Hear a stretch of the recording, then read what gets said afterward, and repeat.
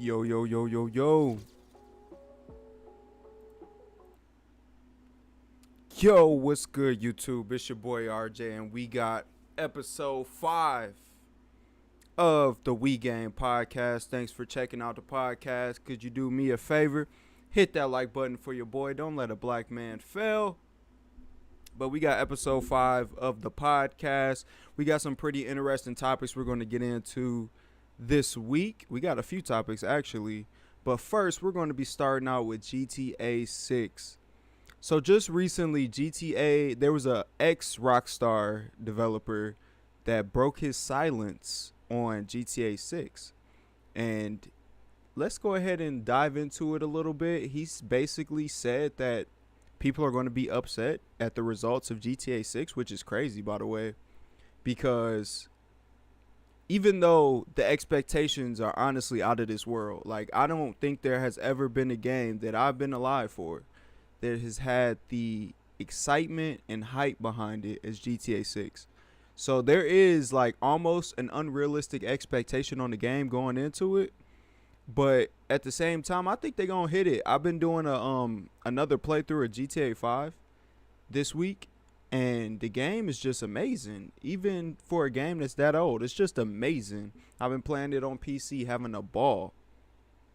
But let's go ahead and check out this video real quick. I'm curious to see what all the drama is about. I think, me personally, I'm going to call it, I think the dev is hating.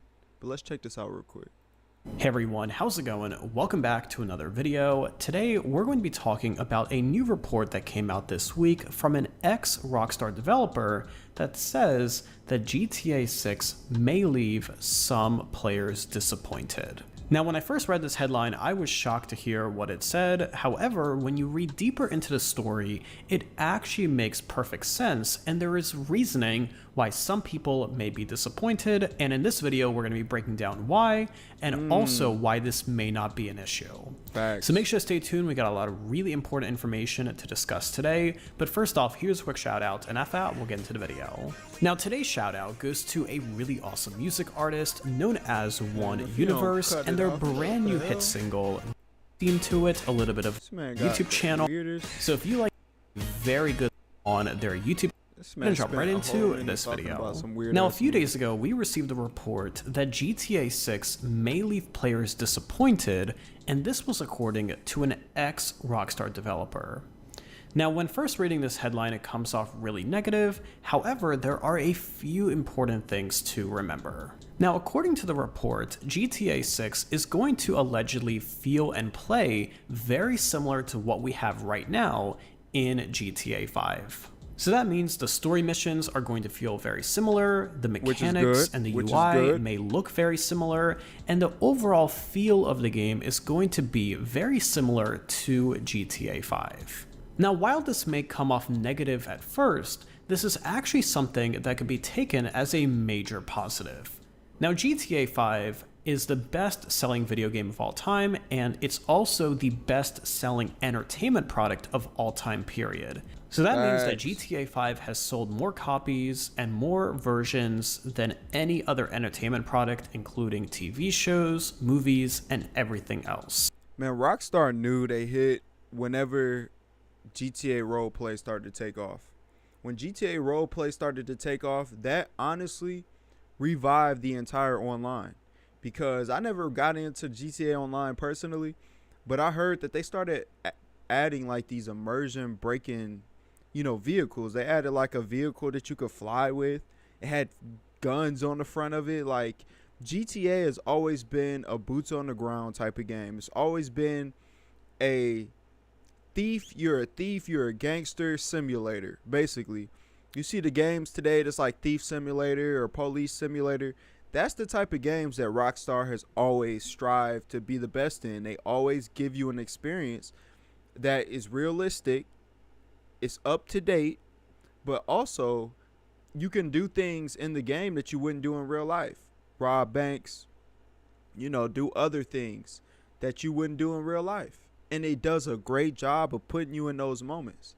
And the fact that people have these unrealistic expectations on GTA, well, that means you have unrealistic expectations on life.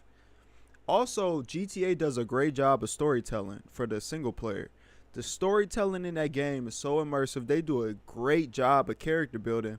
The fact that GTA and Rockstar can add new characters to every single game and not carry over characters and do such a great job, by the time you finish the game, you feel like you know these characters.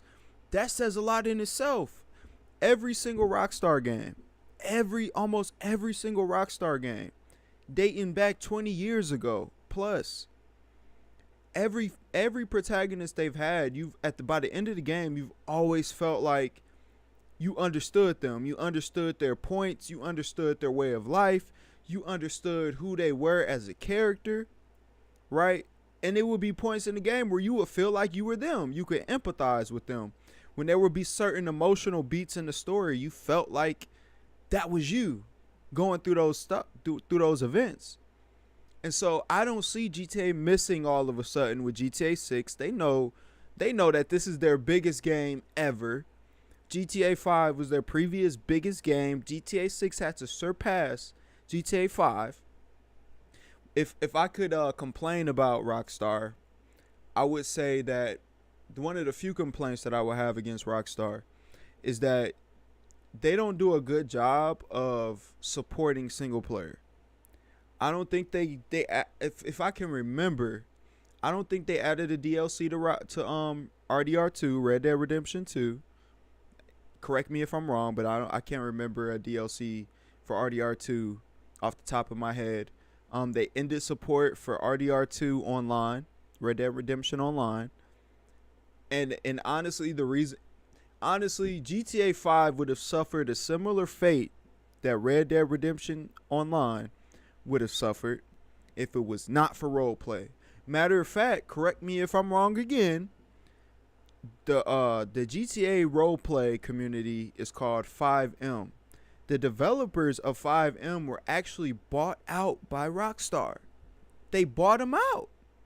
So I assume that the GTA 6 online, even though I've heard people say they don't think that there's going to be a new online version of GTA, yes, there will be. There will be updated everything, updated visuals, updated mechanics, right? They still need to add the mechanics from Red Dead Redemption into GTA. There's a lot of mechanics there that's not in GTA. They need to add all that stuff, right? And then all the stuff that's in role-playing. There's a lot of mods in role-playing that's not in the base game that people on console can't experience.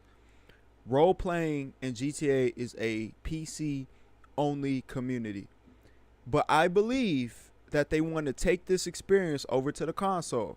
So they have to revamp online in order to get GTA Online to go to the next level. If I predict correctly, if they do it correctly, if they do this correctly, GTA Online can be bigger than Fortnite. And remember this, I'm saying this right now. If they can take RP over to console, even if they charge a premium price for the game, GTA Online could become bigger than fucking Fortnite. And that's the real deal. That's the real deal. Now, Rockstar Games has really hit the nail on the head when it comes to the formula in GTA 5.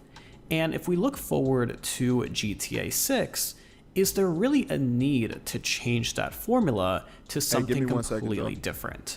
It's debatable, but in my opinion, it's not really necessary. I talked about this more in some of my previous videos, but the main reason why GTA 5 is starting to feel dated is because the map has not been updated since its launch over a decade ago. Now, this allegedly is going to be solved in GTA 6, with Rockstar Games making the map expandable over time to new cities, states, and possibly even countries. Check out my video from yesterday where we discussed that in more detail. But expanding the map over time and keeping the same or at least similar mechanics to GTA 5 may actually be the winning formula. Now, there is of course a different point of view at this, and that is that Rockstar Games has spent the most part of the past decade working on GTA 6, and the most that we're getting is allegedly GTA 5 with a new map, a new location, and also a new story. I understand why some players may be upset when they hear this, and that is totally a reasonable opinion. Now, if we take a look at other video games that have done poorly after their release, in almost every single case, the reason behind that was the game was way overhyped. Now, Rockstar Games is aware of this. We've seen several versions of this from other AAA publishers over the past couple of years, and Rockstar Games does not want to become the next victim to overhyping the game and under-delivering. Which is true. So the best thing to do right now is to cater your expectations. If you were expecting GTA 6 to be completely different than GTA 5, something totally different that is unlike what we have right now, that is probably not going to be the case. It is going to be GTA 5 with a much bigger map, about 2 times the size of GTA 5, a brand new location, new story, new missions, as well as upgrades to GTA Online and other smaller enhancements along the way. And in my opinion, this is the perfect way to approach GTA 6. It addresses all of the major pain points from GTA 5, with the map being outdated and also the map not being updated over time, as well as the map just not being very populated, especially on the northern portion towards Blaine County. All of those foundational elements are going to be upgraded in GTA 6. Now, he said a good point. He said that GTA Online could add things to GTA Online, which is true. They could totally, if they did this, it would be a lot of damn work. They're basically rebuilding the game again, which is crazy to do, and not just, and this is why I say it's unrealistic to expect the company that is doing microtransactions out the wahoo for GTA Online. It's unrealistic to expect them to do this, even though I think they're still actually supporting GTA Online as far as like adding things to it. But it's unrealistic to expect them to do this and not actually making basically a GTA Online 2, because they would not be able to charge a premium price for GTA Online 2, right? If they just overhaul the game, right? If they're going to put all that work into it, they might as well just leave GTA Online in the past. It'll be considered obsolete at that point. Come in with totally updated technology, right? With the updated engine, and just go ahead and start fresh. I don't see a reason why Rockstar would just overhaul the game. I don't see a reason. Is it going to hurt the RP community? Possibly. But they have a fresh start, and then they can redo things. I assume from a business perspective that there are a lot of things that they could have did in GTA Online that they realized they could have did from the beginning, and they never did it, right? They never did it. There was a lot of mistakes that were made in GTA Online. When GTA Online first came out, it was very bare bones, and they had to build it slowly, right? So there's a lot of things that they took from GTA Online that they could take with them into possibly GTA Online 2. Now, there's no rumors or nothing about GTA Online 2, but I just don't see a reason why they would not be working on it.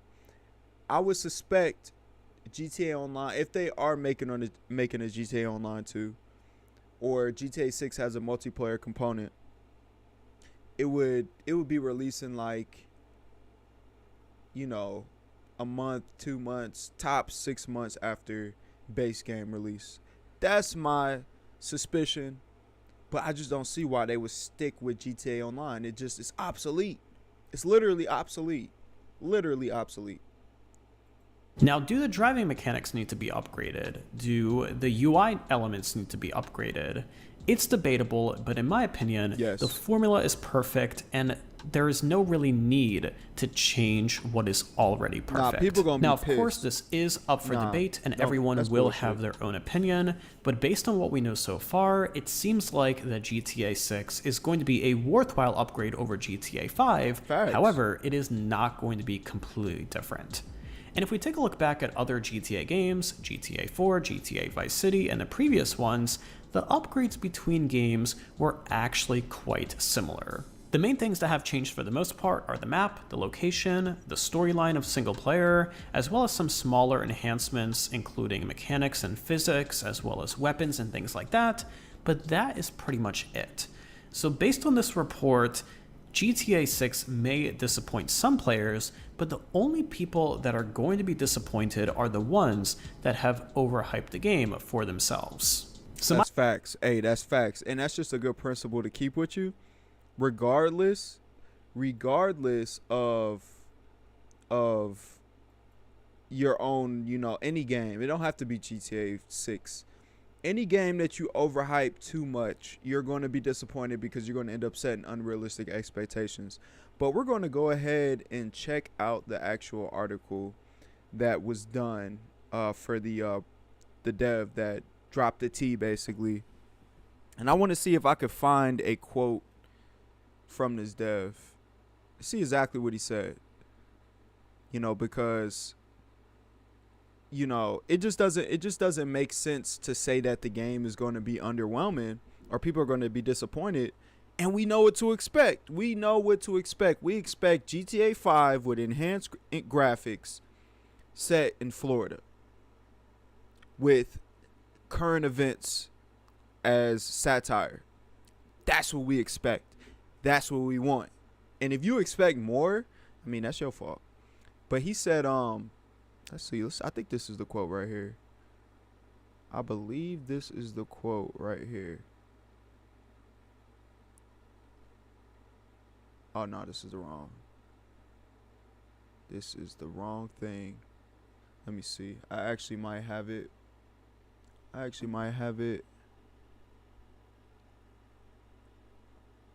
Yep, here it is. Oh, this is the wrong thing. Damn.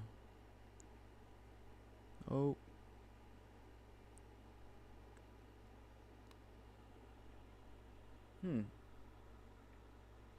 Well, I can't find the quote. Nevertheless, we don't have to harp on this point too much or this topic too much, but I don't think people are going to be disappointed at all.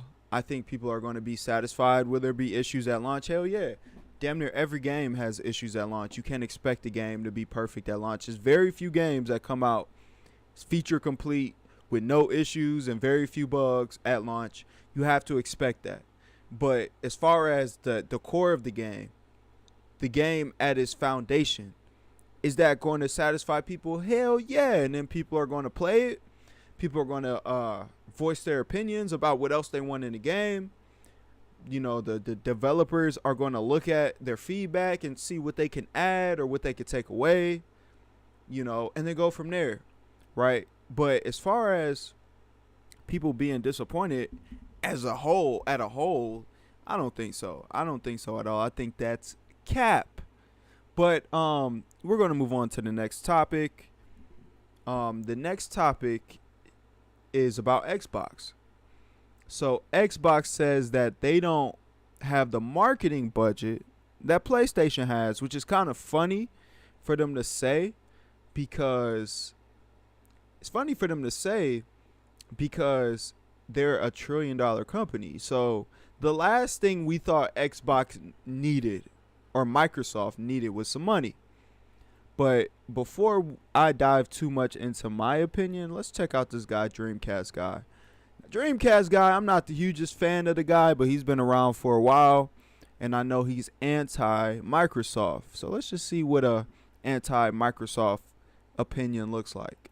Well, this is going to be a very fun video to make because it is just such a shocking topic. But a bunch of people that work over at Xbox are talking about how broke they are. They can't afford commercials, they're not getting new ad revenue, they're shutting down studios, and it sounds like, in general, things are going in a very strange direction with Xbox just as it currently exists. They can't sell systems, they can't get subscriptions, they can't get people to actually care or buy any Xbox games. But let's talk about it. Hi, hope you're having a great day. If you could please give this video a like and subscribe if you haven't already. Now, this has been going around for the last couple days, and I've had a ton of subscribers just begging me to talk about it because it is just such a strange sound bite. But the head of marketing over at Xbox has said they're straight up unable to properly convey or advertise their own games. They're saying that the PlayStation marketing budget is just way, way bigger. They said this: we do not have a blessing of huge media budgets, so we're having to be quite scrappy and quite tenacious to fight for funds that would probably go somewhere else. Now, immediately, this is a very strange thing because even a lot of Xbox journalists are saying it's kind of bizarre to publicly complain about how broke you are just in general, but also I think it is conveying the fact that it's pretty obvious that Microsoft is beginning to run out of patience with Xbox. Now, when they first started making Xbox consoles over 20 years ago, it was very much immediately popular. People liked the idea that there was an alternate option to the GameCube and the PlayStation 2. The Xbox managed to do something different. I think the fact that it was a Western-based console with a lot of very cool stuff like a built-in Ethernet port, a focus on Xbox Live, all the crazy good shooters that immediately launched with it, the Xbox was something that was originally cheap to make. It was straight up just off-the-shelf computer parts. It was easy to develop for, and a lot of the games were making their money back.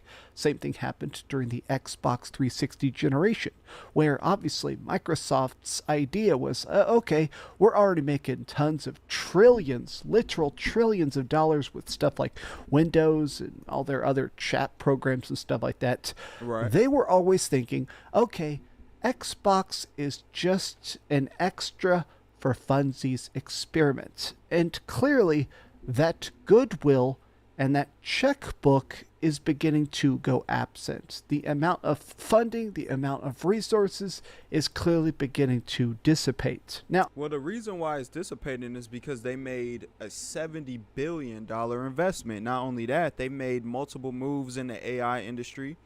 They made multiple moves in, just in different industries. And so they can only spend so much money. Like, I don't know, people don't understand. Like, if you take your own pocketbook, right, we scale down to our own personal budgets. From a business budget like Microsoft that has trillions of dollars in assets, because it's assets, it's not liquid cash, right? Then we minimize it down to our own pocketbooks. When you get paid and then someone comes to you, hey man, I got an investment we can make, right? How much does this investment cost? Say this investment costs you 40, not even that. Let's say it costs 20% of your budget that you didn't anticipate to spend. But you like, you know what, this is a good opportunity. Let's go ahead and jump on it. You spend that 20% of your budget. Other things in other parts of your budget are going to be affected. Naturally, if you're smart with your money, you just lost 20% of your budget. You have to wait on your return, right? And if it's a smart investment, eventually you're going to get some of that money back plus some. But immediately following this investment move, until you can replenish your budget with more money either from that investment you made or just from residual income or from your paycheck, you can't afford to spend money as if you never made that 20% investment, right? And that's what Microsoft is going through right now. They don't have the liquid capital to be throwing marketing around to places that they cannot guarantee a return, right? And even for places that they can guarantee a return, they only have a limited amount of liquid cash because they're worth $3 trillion, but that is in assets. That's not liquid capital. And that's what's so funny to me from these gamers, right, who think they got all the sense. They hear the word they hear the phrase $3 trillion and they think that Microsoft is just sitting on cash. Microsoft owns a lot of money, but it's not in cash. They own a lot of assets. Xbox being an asset, Windows being an asset, right? Their AI studio or AI development, or whatever AI they use, that's an asset. But as far as having a bank account with $3 trillion to pull from at any time for whatever, that's not the case. So a lot of these people are very unrealistic in understanding budgets. This company didn't get to $3 trillion in net worth because of foolish money moves. And it's funny to me how people that have never ran a business is calling Microsoft out saying that they're operating poorly with their money. No, they're playing the long game. When Call of Duty bought Activision, Blizzard, King, that was a long game decision. That was not a short-term move. That was a decision to be like, you know what, we want to expand our gaming division. So what we're going to do is we are going to buy one of the most high profiting companies that's for sale right now in ABK. And that's what they decided to do.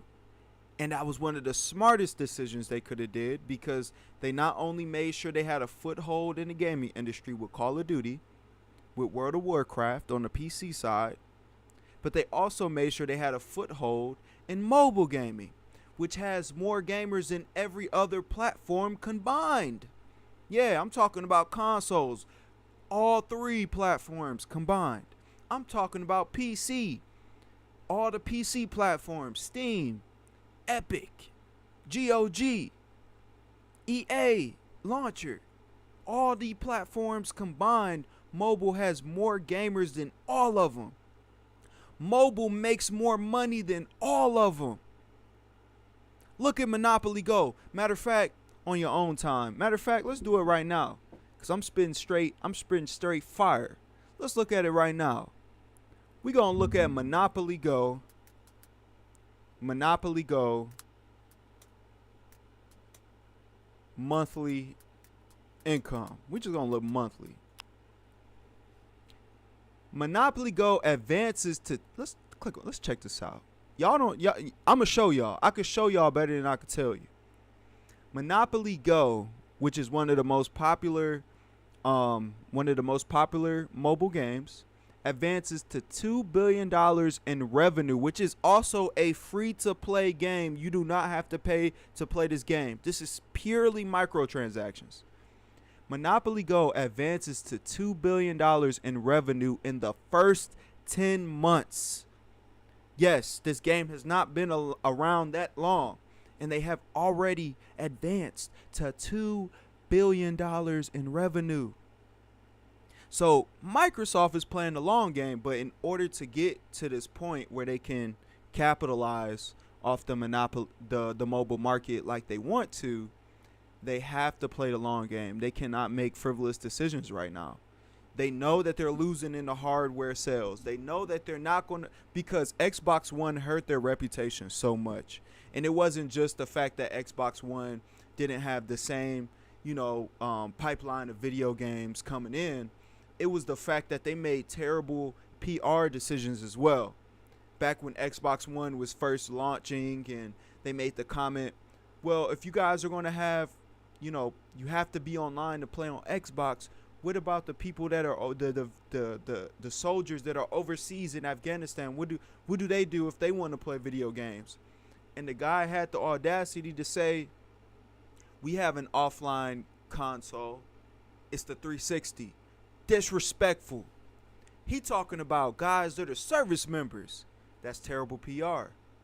And then we're not even talking about the gaming community at large, who hate anything that has to do with always online software, right? So they made terrible PR decisions that hurt their brand.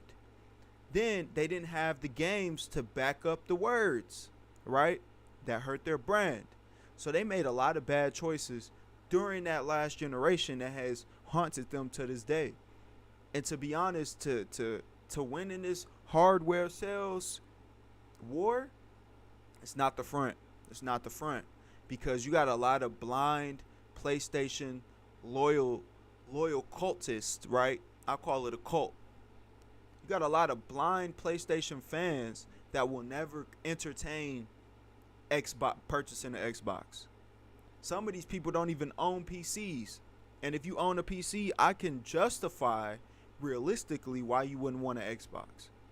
But if you are only on PlayStation or only on Nintendo, and you're a gamer, I don't see why you wouldn't buy an Xbox. But you have a lot of people out here who are not willing to buy Xboxes. And Microsoft realized that. So we're taking it back. We're taking the fight back to a front line that they know that they can win. Hold the line. Shout out to my boy King. Let's continue to see what. So far, Dreamcast doesn't sound too biased. He's spitting some facts. I think part of this is just the fact that, in general, the last several months have been very rough for the console market. The Nintendo Switch is selling pretty bad. The Xbox is a flat line.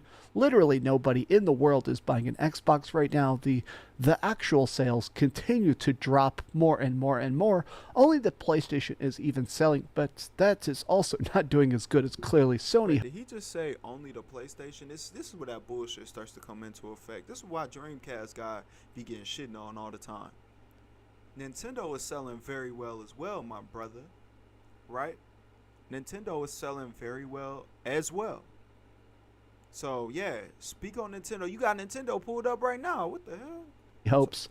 I think it's showing the fact that where other industries are reliant on their consoles, like Sony needs you to buy a PlayStation 5. They do. Sony TVs and Sony Pictures and stuff like that are also generating money, but at this point, PlayStation is a huge chunk of the success that Sony is trying to do.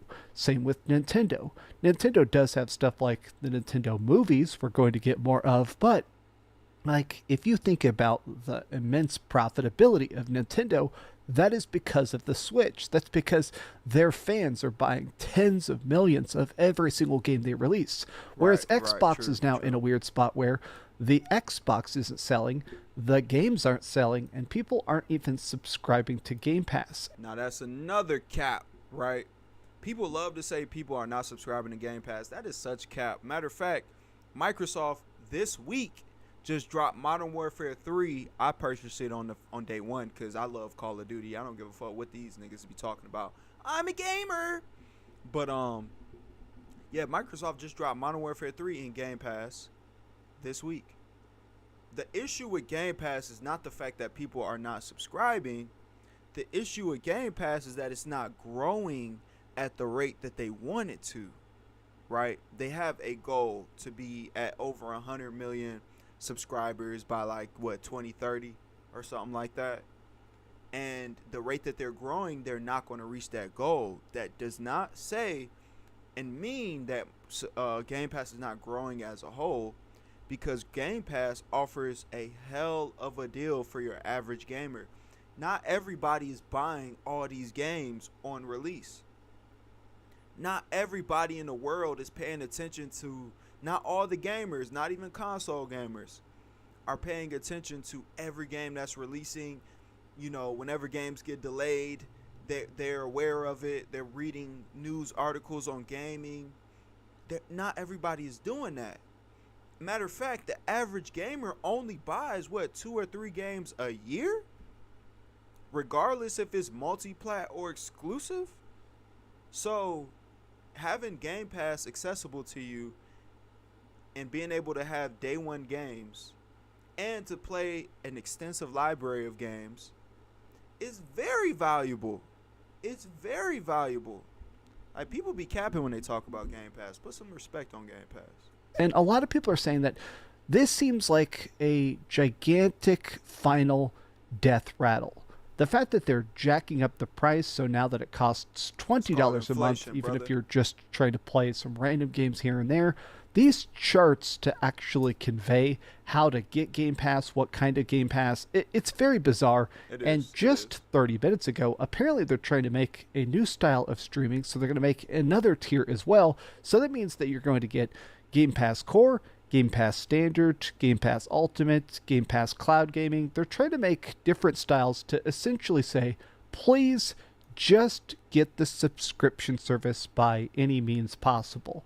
Now, some people are basically saying this is definitely what Microsoft wants this to be. I think that Microsoft originally, their idea for Xbox was, okay, we'll make cheap games at a big profit. Gears of War, Halo, a lot of the stuff was just made at the lowest budget possible, and it managed to become an accidental massive success because the games are good, the developers were passionate, and also it was just sort of a different era. Making games quick, making games efficiently, like it was a lot easier to make stuff back then. So now it seems like the pivot is that I think Microsoft just wants to try and find a way to pretty much be Steam, to be a service where you can buy stuff through it and they get a cut. A lot of people have been praising the fact that Microsoft's latest price hike, this new Xbox Game Pass, it's now, this is I think the third or fourth price increase for Xbox Game Pass. People are definitely not happy about that, but I did see some people saying, okay, at least they're still trying to bring up new stuff that is excellent, that is different. Like this game, Path of the Goddess, Dungeons of Hinterberg. I did a review for Flintlock Siege of Dawn. I wasn't super thrilled with it, but I mean, if you're getting it on Game Pass, it is definitely a good deal. All of these games launched day one on Game Pass, but none of them are made by Xbox. These are all just things that are licensed through Microsoft. And I think that this is their current push. I think they have put themselves in a very unfortunate circumstance where back in the day, Microsoft would sell you a game. They would actually make their own crazy big stuff and then sell it on their own consoles. So you'd buy the game, you'd buy the system. You had a very just detailed, trackable, profitable way to get the games to the people. Whereas now they're in a spot where they have trained their most loyal customers not to buy stuff, to just subscribe to Game Pass for as cheap as possible to play the one or two things they want and then leave the service again. And now they're at a spot where people just don't care. You're not getting any new growth. You're not getting any new fans. You're not getting any people actually fresh to the ecosystem. That's such cap because they're bringing the service to other platforms. We just seen that they had a push with Amazon and the Fire Stick, right? And that's a whole nother market of people that you could compare. Really, if you was to compare people that use Fire Sticks and that would think, hey, damn, they got Game Pass on Fire Stick, let me check it out. That wouldn't be a hardcore gamer. That would be a casual person. Matter of fact, they might even be below the casual. And they might be like a mobile gamer, right? You would put them in more of a market of like a mobile gamer type of person. And the fact that they are seeing Game Pass on their Fire Stick, like, damn, Xbox has an app. What is this about? Let me look into it. Oh, shoot, I can stream. Damn, I can stream the new Halo. It's some people that ain't even played the new Halo Infinite. It's some people that never even played Gears of War 5. It's some people that ain't even played Modern Warfare 3, right? They don't even know these games exist. If you told them who is the protagonist of Halo, they couldn't tell you nothing about it. But what is Halo? You don't know who Master Chief is? Who the hell is Master Chief? Then they look, oh damn. What are these games? Let me look at the trailer. Oh, that looks interesting. Let me look at the screenshots. Oh, that looks interesting. Oh, I can stream it. Let me stream it. You gonna have a lot of people like that, right? Oh, dang, if I sign up right now, I get 3 months for free. Let me sign up. Because I'm sure they're running a deal like that. It only makes sense. Why would they not, to encourage people to enter into the service, give them a month or 2 months or 3 months for free? Oh, let me try this out. Let me sign up for free, put my credit card on there, and let me try this out. Let me try out this Gears of War, whatever that is, right? And then they play it. Oh, this is kind of fun. It looks good, right? Now, there are issues with streaming that has to do with, like, buffering, right? It's not the best way to play a video game, but if you're not accustomed to playing at the highest settings, if you're not accustomed to paying attention to every little ray and the ray tracing, right? If you're not accustomed to paying attention to all the textures when you're playing the game, and it's like, oh my gosh, if you're not that type of person, which the people that will play Xbox Game Pass through the Fire Stick, they are not aware of none of these things. They are not going to look at it the same way we look at it as streaming. Like, why would I stream the game when I can download the game and play it at the best possible setting and play it in the best possible way? They're going to look at it like, man, this looks good for a video game. That's how they're going to be thinking. And Microsoft knows this. And they also know that they are behind on the growth of Xbox Game Pass. So they're making pushes. They are actively doing things that are tangible, that make sense, you know. But the only people it doesn't make sense to is funny to me. The only people that doesn't make sense to are the gamers who are 30 years old and older. Gamers who are 30 years old and older are the only ones that are mad about these type of decisions, because they're looking at gaming from a nostalgic lens. They're looking at gaming from when they were kids, when they were in middle school, when they were in high school, and you had to go to midnight releases to buy a game. When an Xbox or a PlayStation would come out, it was a midnight release and everybody would be camped outside. And everybody be waiting. People be taking videos. They'll be running news reports on the amount of people sitting outside of GameStop. When they do the pan of the crowd sitting outside of GameStop, people had their tents out. Everybody be screaming and yelling, "Woo, woo! Go Xbox, go PlayStation." They used to that. They not used to this digital era. Literally, Capcom just dropped some information on us, and they blessed us for real. They said that they are going to continue to invest in hard copies of games, physical copies of games, even though they make 90% of their revenue in sales from digital copies, but 10% of their revenue is from physical. Even though physical is more expensive to distribute than digital. But I guess to Capcom, 10% is enough to make it make sense. But it's funny how people forget about that. We are in an age where when you buy an Xbox or a PlayStation, you have to make a conscious decision. Do I buy the digital version or the physical version? Now, what's the difference between a digital Xbox, a digital PlayStation, and a Fire Stick? It's only one difference. It's the amount of storage. That's the only difference. The amount of storage. But all three platforms can still stream games. Let me say that again. All three platforms can still stream games. So it's only the old motherfuckers that thinks that as these business decisions as bad moves. No, Microsoft is honestly pushing the gaming industry forward. Let's continue. And I feel like part of the reason that you can see Xbox panicking, the reason you can see Xbox clearly cutting budgets and stuff, is because right now they have found themselves in a spot I don't think they expected. I believe that originally, when they came up with Game Pass, they thought that they would be a industry leader. I truly believe the fact that Xbox thought that they would make this big push to never really owning your games, but still being able to play them, and everybody would follow suit. We did see, obviously, Nintendo has a retro service. The Nintendo Switch Online service lets you play old school Super Nintendo and Nintendo 64, Game Boy Advance games like that, but it's definitely not what actually is the big focus of Nintendo. PlayStation does have PlayStation Plus, and PlayStation Plus does get a lot of big games on it. I think PlayStation Plus is cool, but again, the purpose of PlayStation is to sell you a $70 game. Whereas now what's happening is Game Pass has put themselves in the spot where they thought that everybody would jump in with this new big trend, and it just didn't happen. Yes, it did. What is this man talking about? Every single platform, I don't know if Nintendo does, because I don't pay attention to Nintendo like that. They do not make the games I want to play. But every platform that I'm aware of has a subscription service. Who was the first one to do subscription service to even play online? It was Microsoft.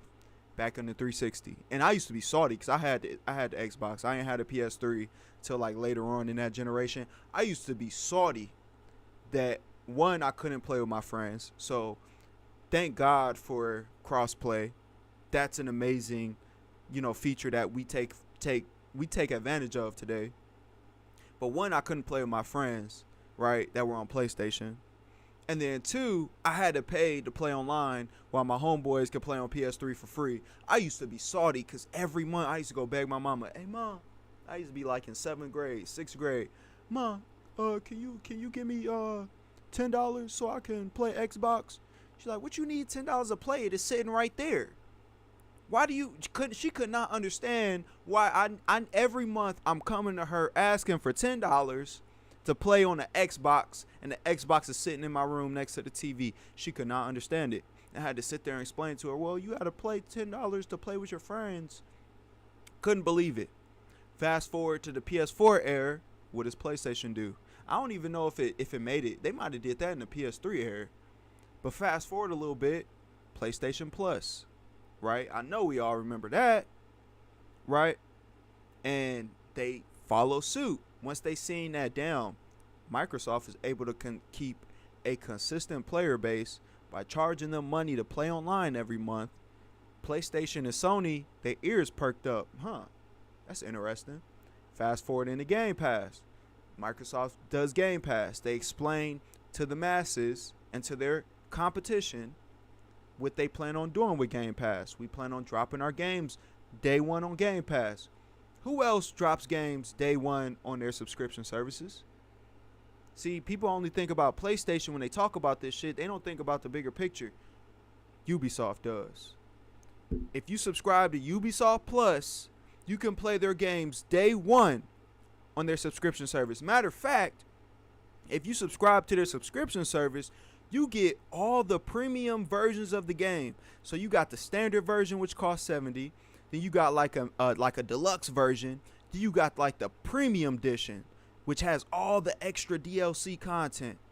You can get the premium version of the game by subscribing to Ubisoft Plus. Same thing with EA.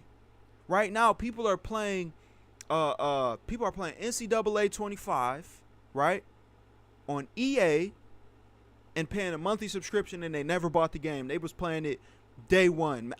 They might have even got the 3-day early access for subscribing to the service and not buying the game. The industry is taking notice on all these moves, but the old motherfuckers who are against digital, they are against a digital future. They are the only ones complaining. Nobody else is complaining. People that use these services are not complaining. Now, if the people who were using these services were complaining, it would make sense. We would have a point. The only time people who are actually using the services are complaining is when they do things like what Microsoft just did, where they up the price. Outside of that, motherfuckers don't got a word to say. It's always motherfuckers who don't even use the services got something to say. And it don't even be a lot of them. It be a select few. And if you see one thing that they all have in common, is they all be over the age of 30. Straight up. It's kids right now in middle school and high school that don't know what it was like to play Xbox 360 in its prime. That don't know what it was like to play PS3 and not have to pay online. Don't know what it was like where you had to actually choose between two different consoles and be like, dang, all my friends is on Xbox, but I really want to play the games on PS3, but my mama only gonna buy me one console for Christmas. Fuck it, I'm gonna go with the Xbox. They don't know what these decisions are that we used to have to make when we were younger. When we didn't have no job, we was minors and shit. They don't know that, right? None of those people are complaining. The kids that's 21, that's 20, that's 22, right? There's 18, 19, 17. None of them are complaining about none of this shit. And they are the majority of the player base. Matter of fact, I'm lying. The average gamer is in their mid-30s. But none of them are complaining, right? So, and they're the future of gaming as well. So, all this cap about Microsoft is regretting their decisions with Game Pass, that is such bullshit. What's going on with Xbox is more important than just the general Xbox ecosystem because right now, Game Pass is all they have. There is That's no true, though. That's fallback true. plan, That's there true. is no other option. If you're wondering why we keep seeing all these Xbox games coming to the PlayStation 5, why we keep seeing so many rumors of even new Xbox stuff like Doom, The Dark Ages is coming day one to the PlayStation 5, I think this is a sign. I'm not going to just say Xbox sucks or their games are the worst, boo. I think it's the fact that I think it is interesting that I do truly believe these are the final years of Xbox. I don't think there's going to be What? exclusives. I think a lot Okay, of the I games can are just agree. going to I get can agree. released on PC. If Game Pass continues to exist, I think Game Pass is going to have some sort of new service where you don't actually get the free games for 30 days or 60 days afterward. I think we're going to start to see Microsoft actually just cutting That's a good point. costs here and That's a there. good point. There's been a lot of rumors that they're already planning to shut down even more studios. They're planning on actually trying to roll out games with more DLC, more stuff to actually get people to play and subscribe and pay beyond just a standard cheapo Game Pass subscription. Will this work?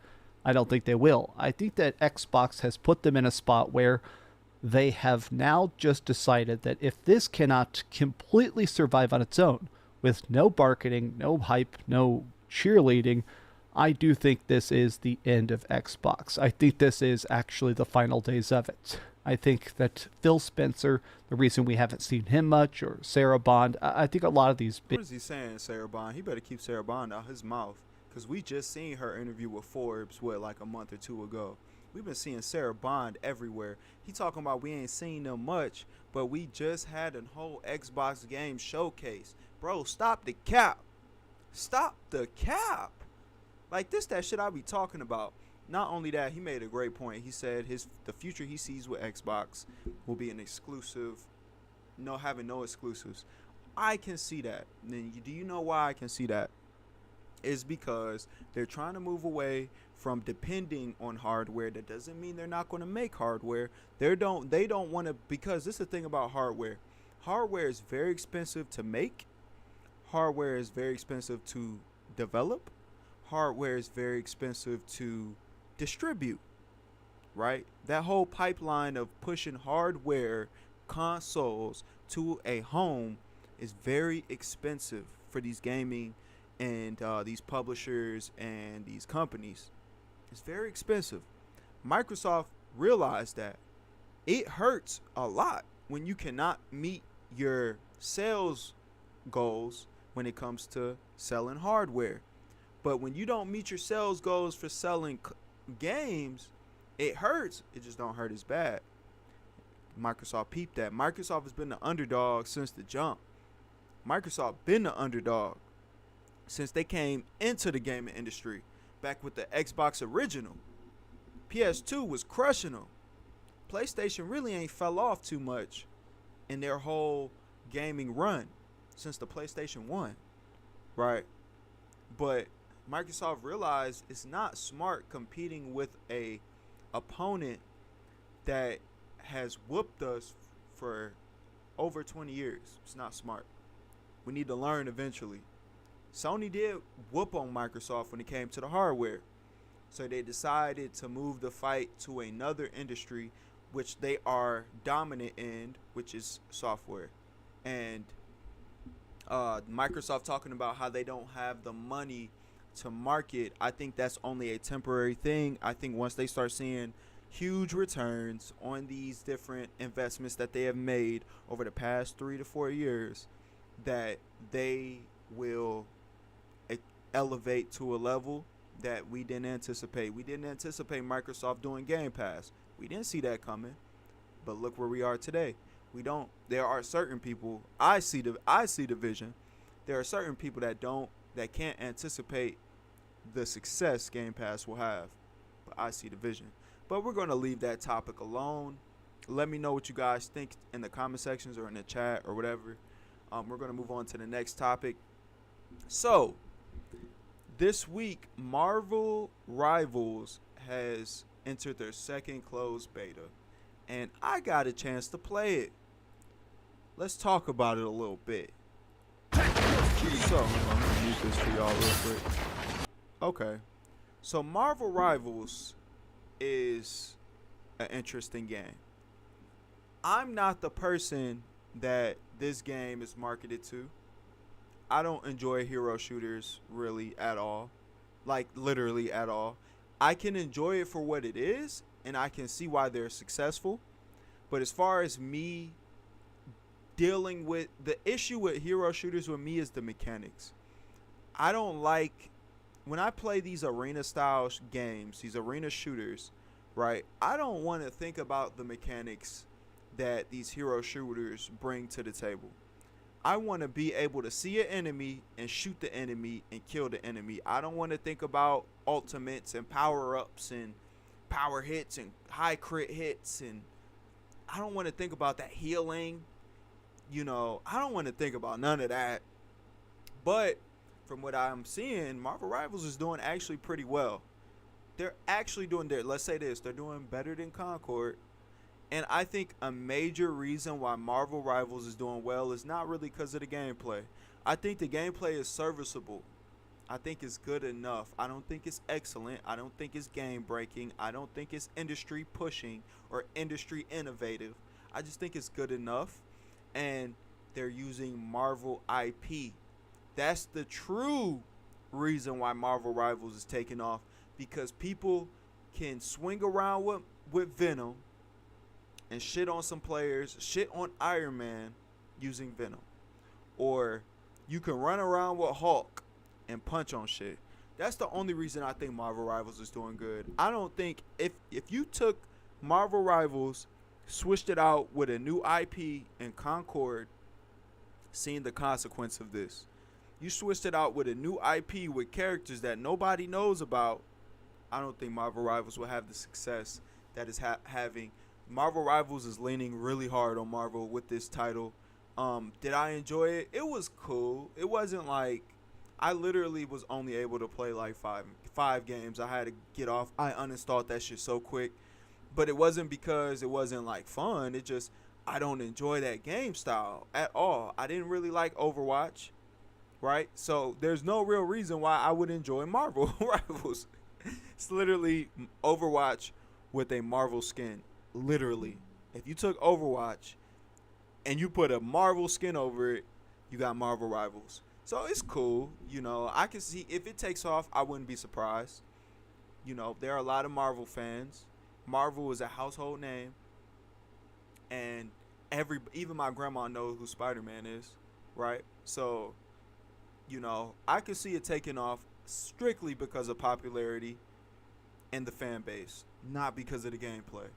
But yeah, it was cool. You know, if you want to try it out, there are ways to get the beta code. You have to, I think they're doing Twitch drops right now. So if you go watch people that's streaming it, they got Twitch drops turned on. You just got to literally have a stream open for an hour. You get access to a beta code. They have the beta right now on PlayStation and PC, if I'm not mistaken. I don't think this game is coming to Xbox. Which, I mean, to be honest with you, y'all ain't missing nothing really on Xbox anyway, unless you are an Overwatch fan. So we're going to move on to the next. We're going to move on to the next topic. We're going to not spend too much time on Marvel Rivals, 'cause I really don't care about it. But we're moving on to the next topic. The next topic is the Star Wars Outlaws drama. Now, if you are in tune with the gaming industry as I am, the Star Wars Outlaws is coming out next month. I believe it's August 30th is when this game is dropping. Just recently, I want to say last week, they dropped a 10-minute gameplay, just straight gameplay, 10 minutes of straight gameplay, and people have a lot of shit to talk about. People are not happy with what they seen. Now let's talk about it a little bit. Let me go ahead and find this. Okay. So, let's go ahead and check out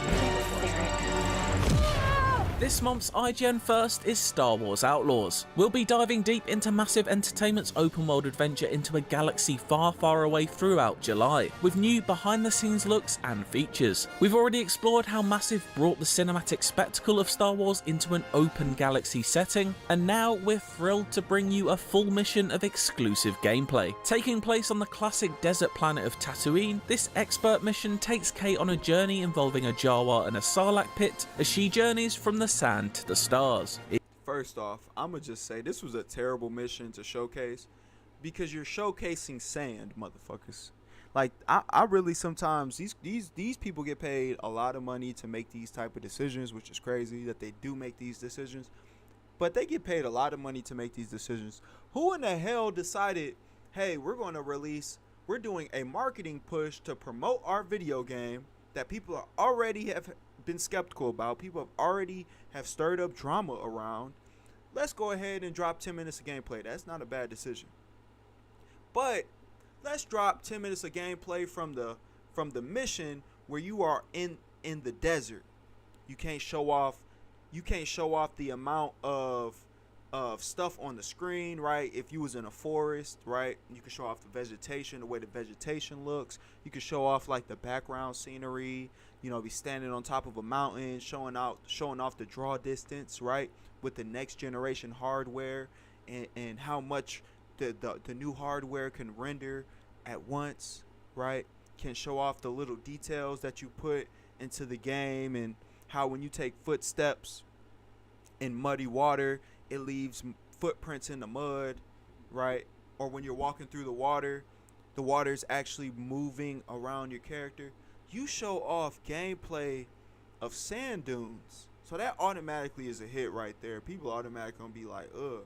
I've never looked at pictures of any type of desert and been like, dang, that's a place I want to be. You want to show off places like that in your game, places that people will actually want to visit in real life. People ain't trying to be in no damn desert. What the hell? Enjoy.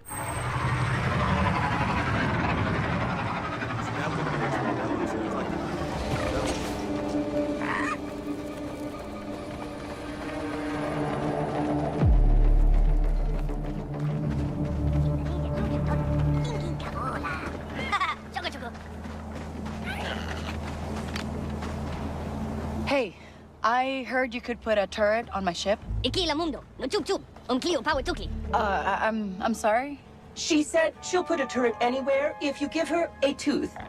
Forgive the intrusion, but I sensed you needed an interpreter. Oh. Okay. So first off, this is where people are having one of the biggest issues with the game, is the way that her face is being rendered. And I will admit, if you compare, because this is a Star Wars game, so this game is naturally going to be compared to other Star Wars games, even if they weren't made by Ubisoft. But the first thing I could think of is the Jedi Survivor series, which are gorgeous, beautiful games, and I believe EA made those games. And if you compare tit for tat with the Jedi, so even Fallen Order is shitting on this game so far. And the only reason I can say that is, one, is only from what I'm seeing, but you're showing us the desert. Think of how many like iconic places that the Star Wars universe has, right? The huge cities or whatever. You show us the motherfucking desert. Like, that's crazy to me. That's so crazy. But I agree with what most people are saying. The facial animation just in the still shot looks very muddy. It doesn't look detailed. It doesn't look like they even tried. It looks like, to be honest, like an early build of an avatar. It doesn't even look like a final build. It looks like they did all the groundwork for the facial structure, and now they're about to go in and add like the freckles and, you know, the skin pigmentation and the, you know, actually put light. It looks like the face has no life, right? So I can see what people are saying about the face. Thanks, but I'm not giving her a tooth. No, not your tooth. A Sarlacc tooth. One from its second mouth. Second mouth? Oh, you won't take credits?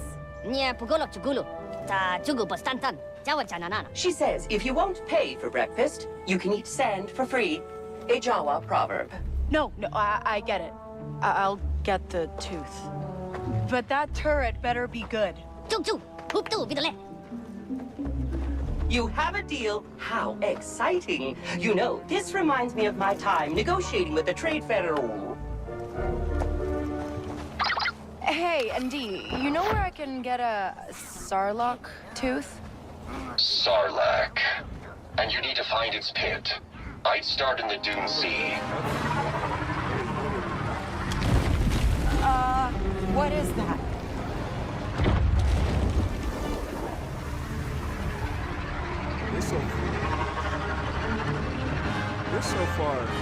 This so far looks like a game that I will be purchasing the Ubisoft subscription service to play, like I did with Avatar. I did the same thing with Avatar. I bought the Ubisoft subscription service for 1 month. I played it till I got tired of it. I ain't even beat Avatar. I don't plan on going back to beat Avatar. I played it for 1 month, and I kept it pushing. See what the hype was about? Okay, the game was nice looking, and I kept it pushing. This looks like one of those games. I'm not buying this game at all. I'll play it on the Ubisoft Plus, or whatever they call that subscription service. Stay sharp, Kay. A pristine Sarlacc tooth is worth a lot on the black market. You saying I'll have competition? Dead Sarlaccs get scavenged fast. Anyone else looking for a tooth won't be coming alone.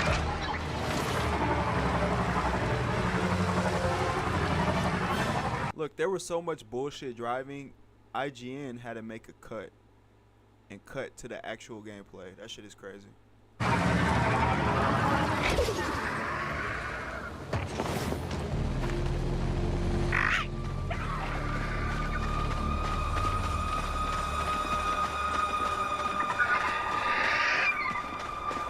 Conchida Troy. Gigiduanak su imta graba fingrani titoki. It's a dead Sarlacc. Who knows what's crawling around down there?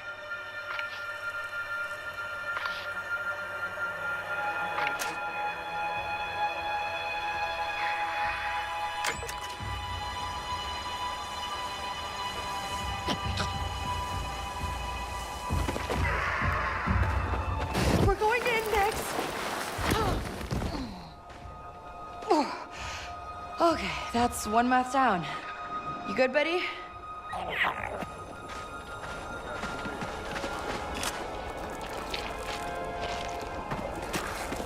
Ugh, it's kind of leathery.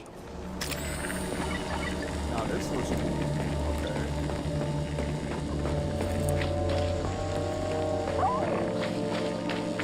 But notice how the desert is so unentertaining.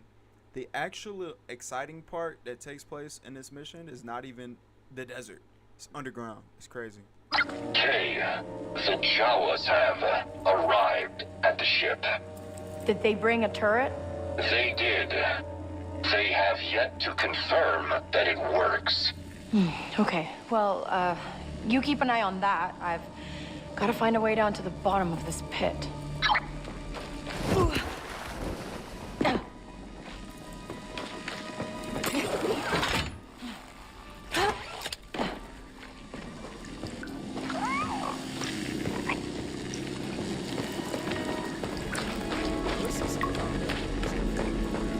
Some combat. We just So- walking right now.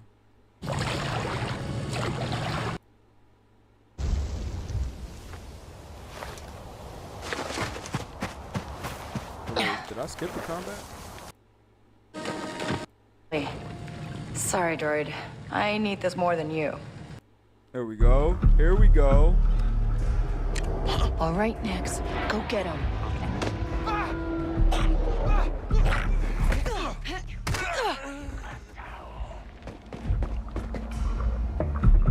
Someone nearby? Getting jumpy.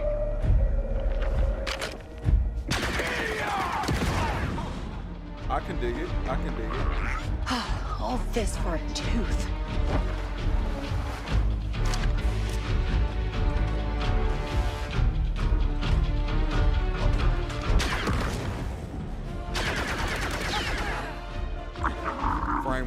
frame rate's kind of dipping a little bit. Might have optimization issues. They're headed for us. Oh, got the tooth. I should get out. One thing I'll say that so far when I'm seeing that Ubisoft is like with their newer games they're trying to move away from, it's all the UI. It looks like they're taking a simplistic UI decision with this game, which I like. I like to, that helps me become immersed into the game. So I'm liking, this is what I expect from a Star Wars Ubisoft game. I don't expect like this like game breaking or industry pushing gameplay. I just expect an open world with a Star Wars theme that's entertaining enough. But let's continue to look at this combat though. Out of here.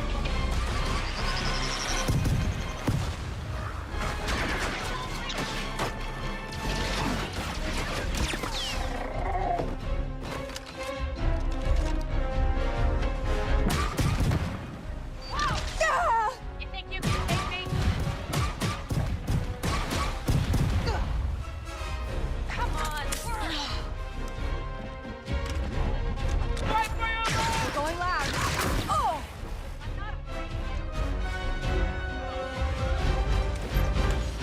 So I think this is all, that's all the combat. I don't think it's any more combat.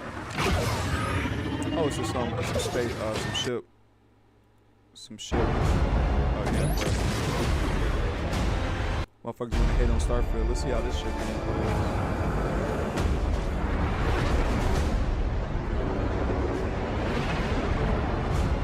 Seems like a load of stuff.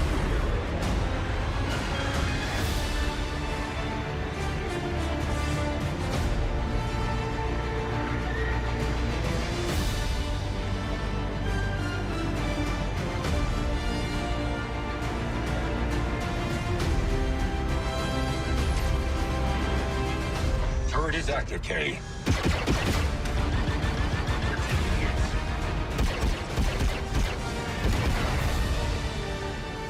We'll have more exclusive looks at Star Wars Outlaws for you throughout July. And for everything else, I understand what people are saying about the actual protagonist model.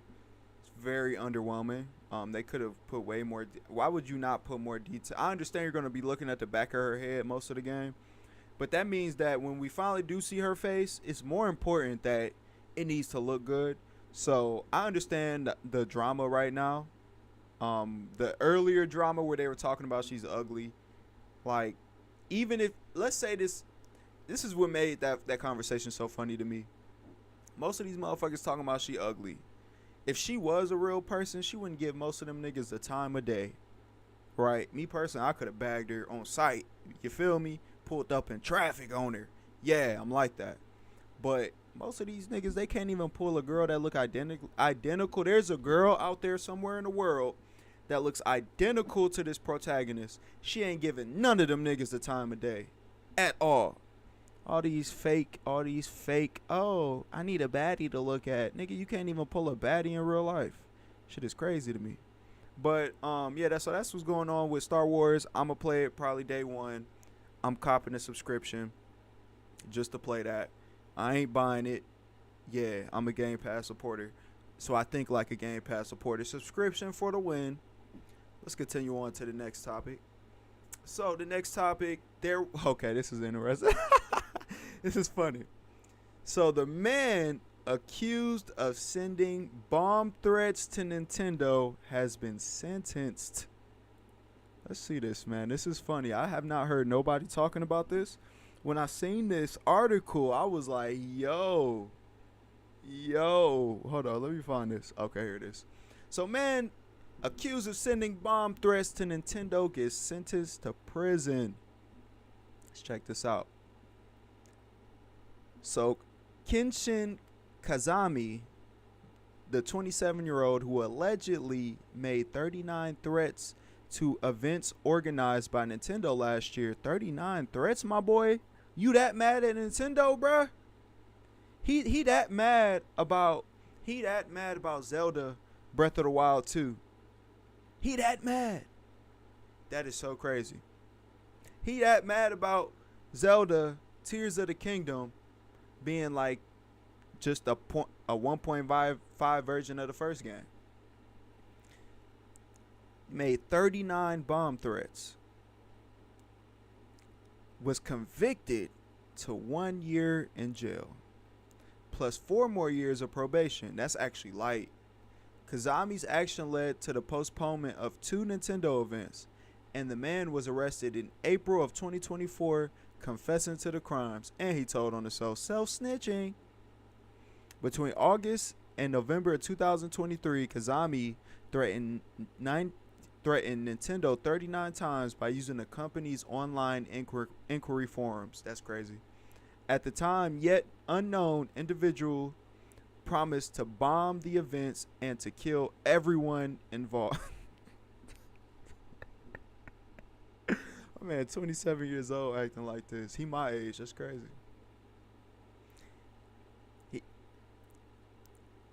Okay, I gotta find my spot. Okay, I found it. To kill everyone involved in the competitions that would be happening, including staff, competitors, and attendees. Nintendo took these threats seriously and decided to postpone the competitions targeted by the man.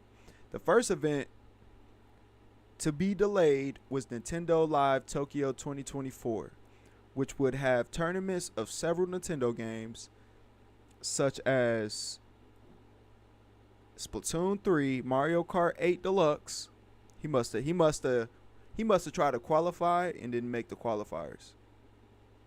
The other one was Splatoon Kashin 2023 National Finals, which would happen in December 2023, but was rescheduled to April 2024. Wow, they rescheduled it an entire year. No, it was like 5 months, half a year behind those bomb threats. That's crazy.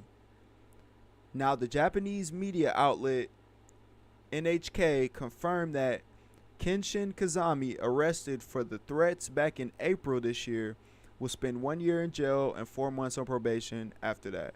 According to the judge Kawakami of the district court who sentenced Kazami, the man sent Nintendo the threats due to frustration with Splatoon 3.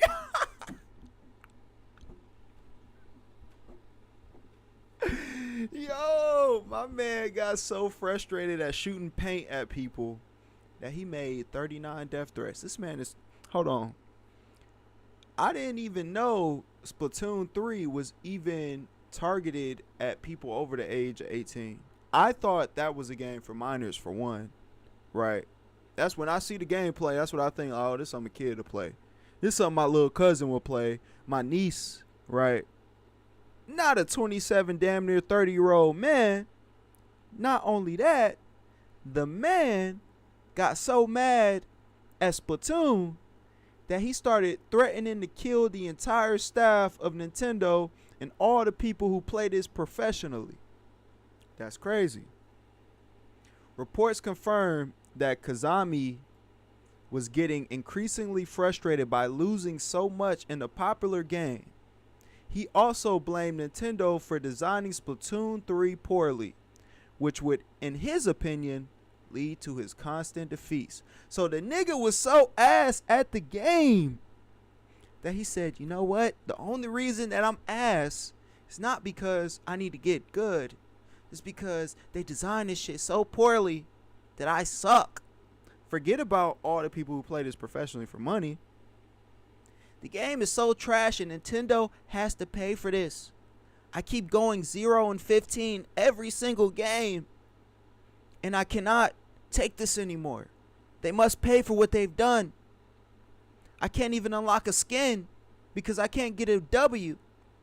Nintendo must pay. And the community.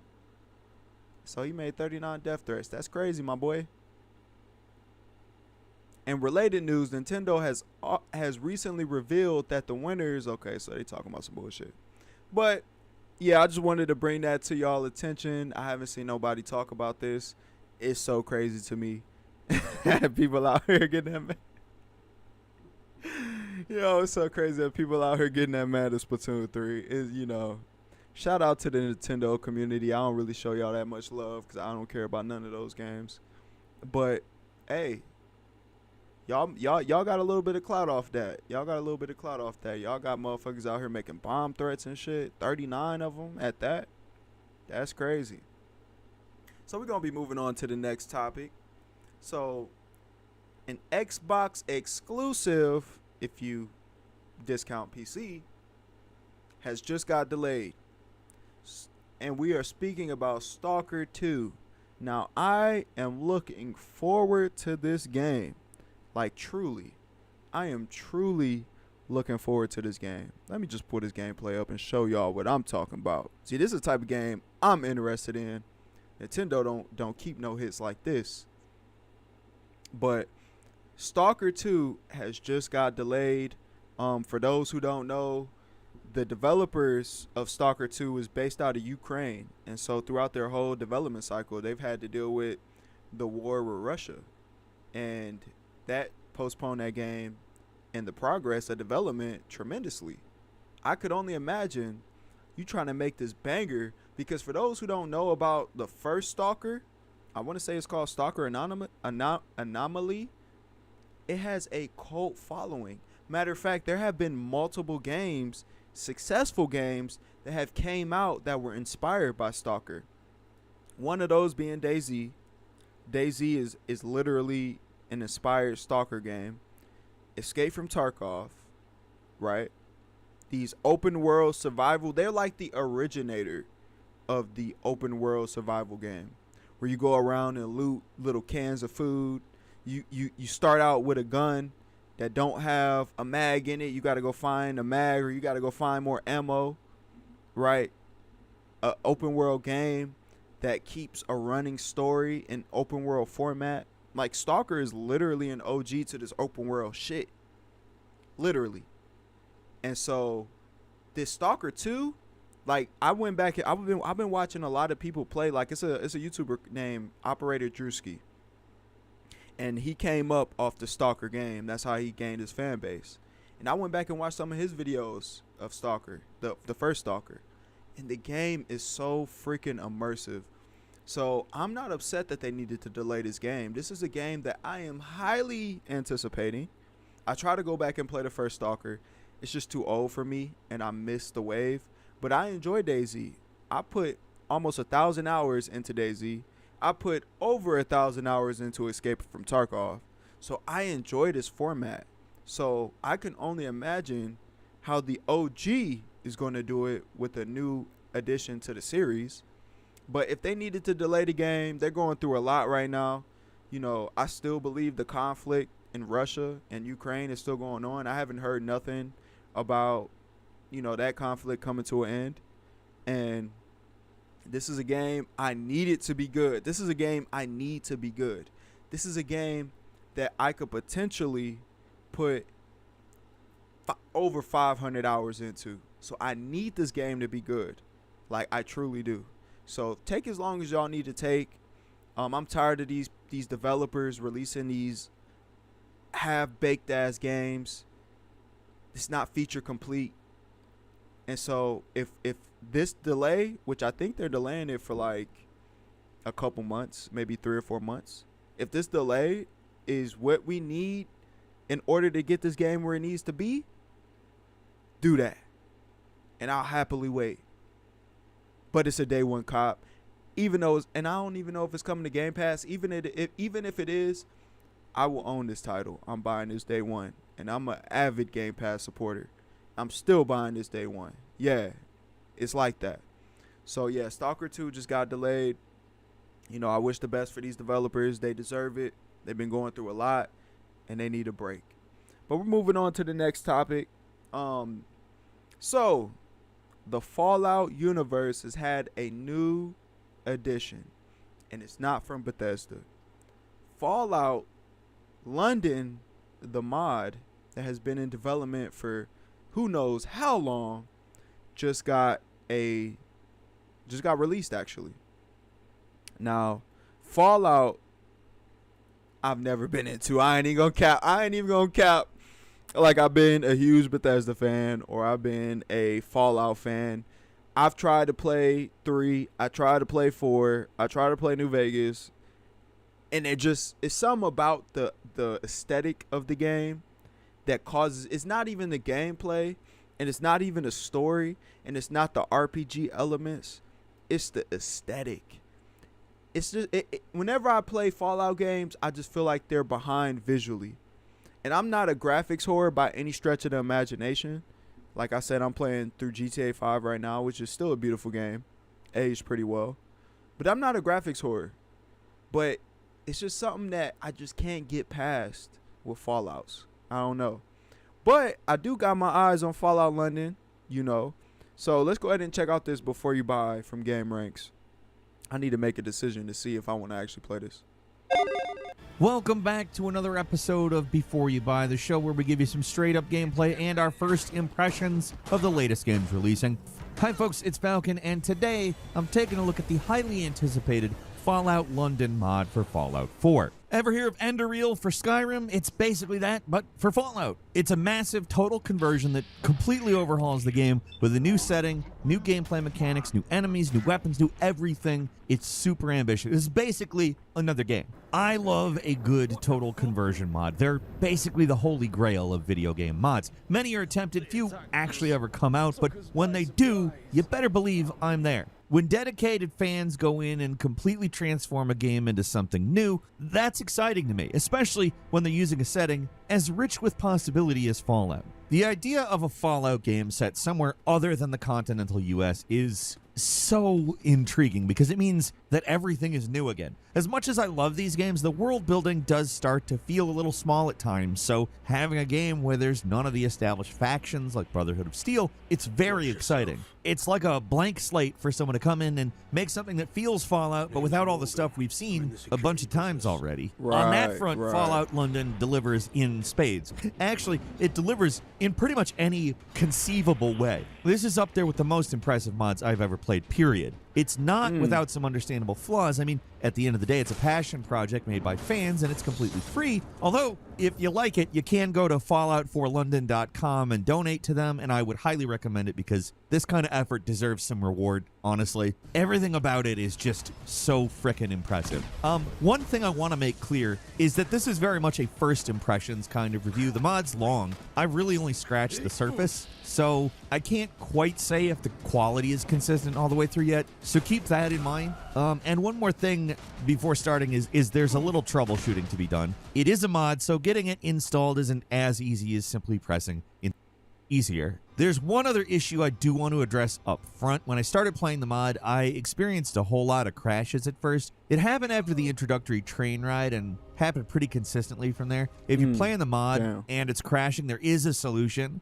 Get the Buff Out 4 mod from Nexus and install that. That completely fixed the crashing problem. If you're not mod savvy, there is a helpful tutorial on Reddit. Is written by Status Jellyfish 213. Just follow their instructions, you'll be fine. I know this is getting into like guide content or whatever, but the crashing is a consistent problem right now, and it's got a very easy solution, so wanted to address it. I'm sure it'll get fixed later, but this is a mod, I have to remind.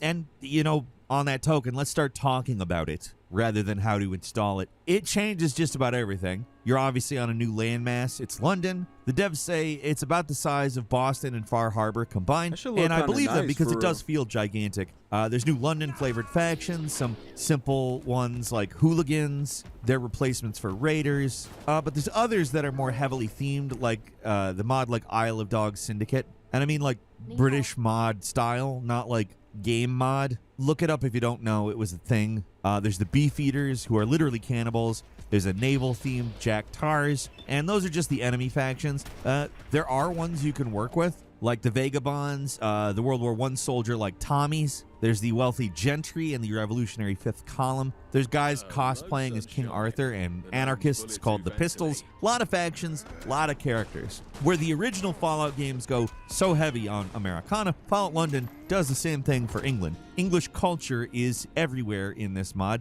Everything has been given a much more English coat of paint that makes everything old feel new again. The Pip-Boy has been replaced with the Attaboy. It's an analog device. Does all the Pip-Boy stuff, but with new animations. It's got new computers. They're replaced with Turing PCs that look like the Amiga. The attention to detail here is just absolutely astounding, and all the new stuff fits in really well. It doesn't stand out like a lot of mods tend to, and that's a good thing. I'm not saying that is a bad thing. It feels like a professionally developed thing. every single character Damn. fully voiced, and rejoice because they've completely reworked the dialogue system here to be more like the Hey, appreciate you, Ethan, man. Hey, shout out to you, brother. older Fallout games. It's pretty much exactly like Fallout New Vegas, and for me, that's a big improvement. We're back to a silent protagonist, but having all these options for dialogue is a lot more satisfying. I can't even imagine how much work it must have been to get all these voice performances in the game. There's a lot of it, and most characters have additional dialogue just for flavor. Not all the voice acting is excellent. Some of it sounds a little amateurish. Not bad, but not great either. At some point, they're going to have to realize that Falcon is a pretty good voice actor. Could easily do a small part in one of these things. Come on, man. Off you go. But for the most part, it's actually quite good. Like, really good. Way better than you'd expect. There's even a few real actors they commissioned to do voices, which is badass. They got a former doctor, as in Doctor Who, to narrate the opening War Never Changes spiel, and it's absolutely perfect. In general, the game feels like they're trying to incorporate the best aspects of Fallout New Vegas into Fallout 4, and man, it works. You got the better shooting combined with a more dialogue-heavy quest-focused game with a ton of factions to work with, all with their own competing objectives. It's good. Right from the start, you're given the option to either work with the Vagabonds, a Peaky Blinders-style game, or the Thames Folk series of quests. So the game's already starting off pretty open-ended with the story. You're going to want to do those quests at the start, though, because the game's pretty unforgiving at first. I played on normal, which is it's a pushover difficulty level in Fallout 4, but in Fallout London, oof, I'm constantly getting killed by anything and everything. Wow, For one thing, the game okay. starts you off with two pretty serious negative traits that can only be removed by advancing the main quest line, and for another, this game is just tougher in general. They start you off with basically nothing. Getting resources is tough early on, ammo's scarce, everything's expensive, and healing comes at a premium. I mean, at least you can still sleep to restore health, but when you sleep, you also run the risk of running afoul of one of the game's new starting traits, Sleepwalker, which makes you wake up in just random new places. It's a good idea, and I like it, but also, wow. When I say random, I mean random. I mean, it's a great new little wild card perk, you know? Throws in this layer of unpredictability. I really do like it. The actual gameplay is mostly the same. You just have to be more careful. Guns are very lethal, especially shotguns, and you'll be relying on food a lot more than stim packs because these things are extremely expensive and hard to come by. There's no NHS to save you in this version of London. We're talking post-apocalypse, baby. National Health Service ain't funded. Go buy some frickin' food. Really, all resources are pretty stingy at first, which for me makes the game actually a lot more interesting. That's true. But it's too That's much of true. a slog. You can always turn the difficulty down and make it a little more in line with the original Fallout 4. One thing that really impressed me is all the new weapons. Just from the little I've played so far, there's a ton of new guns. They look totally unique. They have new reload animations, and they get fancy with close-range weapons, like there's a switchblade that you twirl around your hands while you're idle, which is way above and beyond what you would expect from a mod. There's fully modeled new enemies, not just humans, and new clothes. I've only seen a few, like foxes, giant ladybugs, and some kind of crazy lizard creature, but everything I've seen looks great, and again, fits naturally into the game. It doesn't look out of place in the Fallout universe. Like, obviously, they have been creative, but they haven't taken liberties that make it feel not like Fallout at any. That's what I can say about the Bethesda community. I've never been a huge Bethesda fan, but their community is... It seems like the Bethesda community is one of the few gaming communities when it comes to, like, each title and IP. It's actually got, like, some intelligence. Like, these guys make the wildest mods. Like, for Skyrim, for the Fallout games. These guys be making full games behind these games. Like, and maybe it's we only really notice it with Bethesda because out of, like, all the other developers and studios, seems like Bethesda is one of the few that are, like, modder friendly. But these guys the people that are a part of these communities, they be making some bangers. Like, even when it comes to even updating and overhauling visuals. You can overhaul visuals on Skyrim and make it look almost up to date. Like, this shit is so insane to me. So I will be checking out Fallout London. The thing is, I have to buy Fallout 4, which I don't want to do. But it's cheap. It's only like $10. So I might as well, throw it into that and casually play the game. I don't think I'm going to play through it in one sitting. But I definitely think it will be a game, like, if I'm bored and I just want to play a game that's actually engaging. Fallout London probably will be that, and then I'll mess around and play through Fallout 4. if I enjoy Fallout London, because Fallout London is also free. So if you have a PC, right, it's only on PC. If you have a PC, download, if you don't have it already, GOG, the launcher, and you can download Fallout London for free, which I've done. It's only like 30 gigabytes, but you also have to have the base game, the Game of the Year edition. I repeat, the game Fallout 4 Game of the Year edition. You have to have that edition to play the game, play Fallout London. So I will be checking that out. We are going to be moving on to the next topic. And so there are rumors that there is a spiritual successor to NBA Street on the horizon. Now, this is the type of news I like to hear because I'm a black man. And a part of being a black man, you like basketball. And a part of liking basketball, that means you like basketball video games. And so I play 2K, unfortunately, every year. And the reason why I say unfortunately is because 2K has a stranglehold. On the basketball video games. NBA Live died, right? NBA Street died. But it looks like we're going to get some competition. So I'm going to go ahead and play this while I read the article. And let's check that article out real quick. Let's see what these speculation is about. Newly announced video game developer Play by Play Studios, which is headed by seasoned industry talents, has just unveiled The Run Go Next, a PvP basketball game that has been dubbed as a spiritual successor to the beloved NBA Street series. Electronic Arts released the original NBA Streets back in 2001. That shit is crazy. That game's old. Damn, I remember playing that as a youngin'. Unlike the titles under the NBA Live and NBA 2K franchises that attempted to emulate the professional basketball experience in a grounded manner, the arcade-style NBA Street games focused on a version of street ball that preeminently featured flashy trick moves and animations, while the other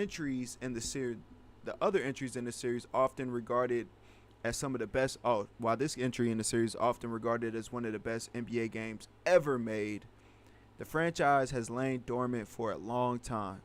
With the last mainline title, NBA Street Home Court, which is the gameplay I got up, being released all the way back in 2007.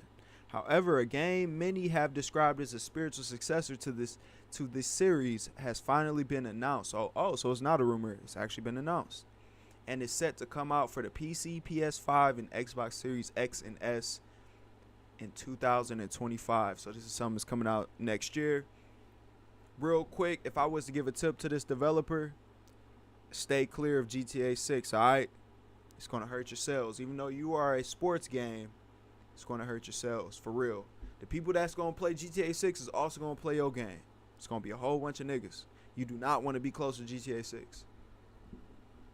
The Run Got Next is so that's the title of the game. The Run Got Next is an upcoming 3v3 basketball game with roguelike elements that promises to offer fast-paced but easy to pick up gameplay. This will also be the debut title of the Play by Play Studios, a developer comprised of several video game industry veterans, like CEO founder Scott Prost, the former general manager of the now defunct Visceral Games. Other members including fellow EA alumni, Michael Young, who actually worked on the NBA Street game, so that's good too, because we actually got somebody that was on the original team. So they can keep the vision going. And Terry Smith, the art director for the 2005 acclaimed God of War. Wow. So they got a little team. They got a little lineup. No pun intended. They got a little starting lineup to create this game. I hope it's good. I hope it's good enough. It doesn't have to be 2K. It doesn't have to be 2K's level. You know, they're a new studio. They don't have a track record just yet. But just something that we can also experience some type of, basketball gameplay that's not 2K. We getting tired of playing 2K, man. Cause they don't treat us right over there. They don't. They done got to a point where you can't even grind out a my player because that shit takes 1,000 years to get to overall 99. Right? So we need something else to feed us this basketball kick that we looking for. And hopefully, I hope and pray that this game is it. I hope it doesn't have to be realistic. I just want it to be fun. I just want to hop on that junk and be doing some crazy tricks, crazy dunks, and just get a fun experience. For real. That's all I care about. So hopefully, I'm going to keep an eye out for this game. We're going to stay up to date over here. And we're going to see, man. I can't wait to see some gameplay, though. That's what I'm looking for. So we moving on to the next topic. Cyberpunk 2077 sequel will feature photorealistic textures. So let's go ahead and talk about this because CD Projekt Red needs another dub. I don't think, even though they ended Cyberpunk off on a good note, they ended it off with a good note. They dropped a banger update. I actually waited to beat the game until they dropped that update, and then when they dropped the update, I beat the game. I enjoyed the game thoroughly. If you have not played Cyberpunk 2077, I highly recommend that you play this game, especially if you're into like GTA. And I love GTA.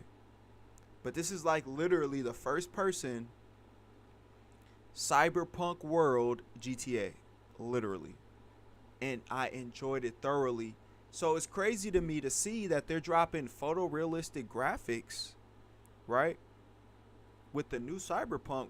And if you go look at the gameplay natively, like this video is not doing it justice by any stretch of the imagination. If you look at this game, especially on PC, if you look at this game, it is so freaking beautiful. This game is like top-notch technology. Like this game pushed the industry forward on visuals. This is like some, as far as visuals go, and like technology, right? This is like some The Last of Us Part 2 type shit. Like the technology in this game is what all developers across the industry strive to be able to master. And it was so hard to master that obviously even CD Projekt Red had an issue. So hopefully they don't try to push it too far to where they having, an issue with the game and the performance and all that stuff. Because I would rather have a really good looking game and it works perfectly fine than an amazing game that runs like shit with 1 million bugs. And that's just me. I don't give a fuck about graphics if there are 1,000 bugs and the game don't run and it constantly is stuttering. I don't care about graphics. I would rather it look good than great if you got to pay for performance. So that's something that was released. I don't think we're going to see a sequel to this game. What year is this? 2024? I don't think we're going to see a sequel to this until like 2030 because to my knowledge, I think they're working on the next Witcher game right now. They just dropped the show. They dropped both versions, like both series of the show. They dropped the prequel of the show for The Witcher, which is like the backstory. And then they dropped the actual show, which is like kind of in line with the video with Witcher 3, but they veer off into their own storyline and people were mad about that. I watched the show. I thoroughly enjoyed the show. Matter of fact, I was watching the show and playing The Witcher 3 at the same time. I would watch the show, watch a few episodes, and then go jump on The Witcher 3, and it would just pull me into the world just way more. So, I think that's what they're working on, and I hope that's what they're working on because I can't wait for The Witcher 4. But yeah, so they're working on some big things as far as moving technology forward with the textures in this next Cyberpunk. So I would assume that The Witcher is going to be, an amazing. Even The Witcher 3 looks great. It aged like fine wine.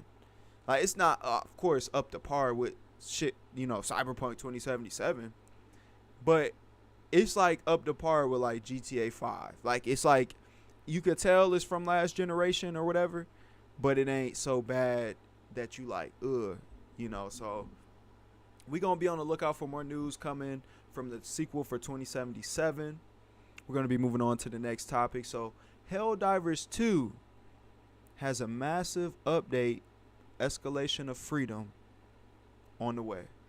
It's either on the way or it just came out. But let's go ahead and look into this Helldivers 2 situation that we got.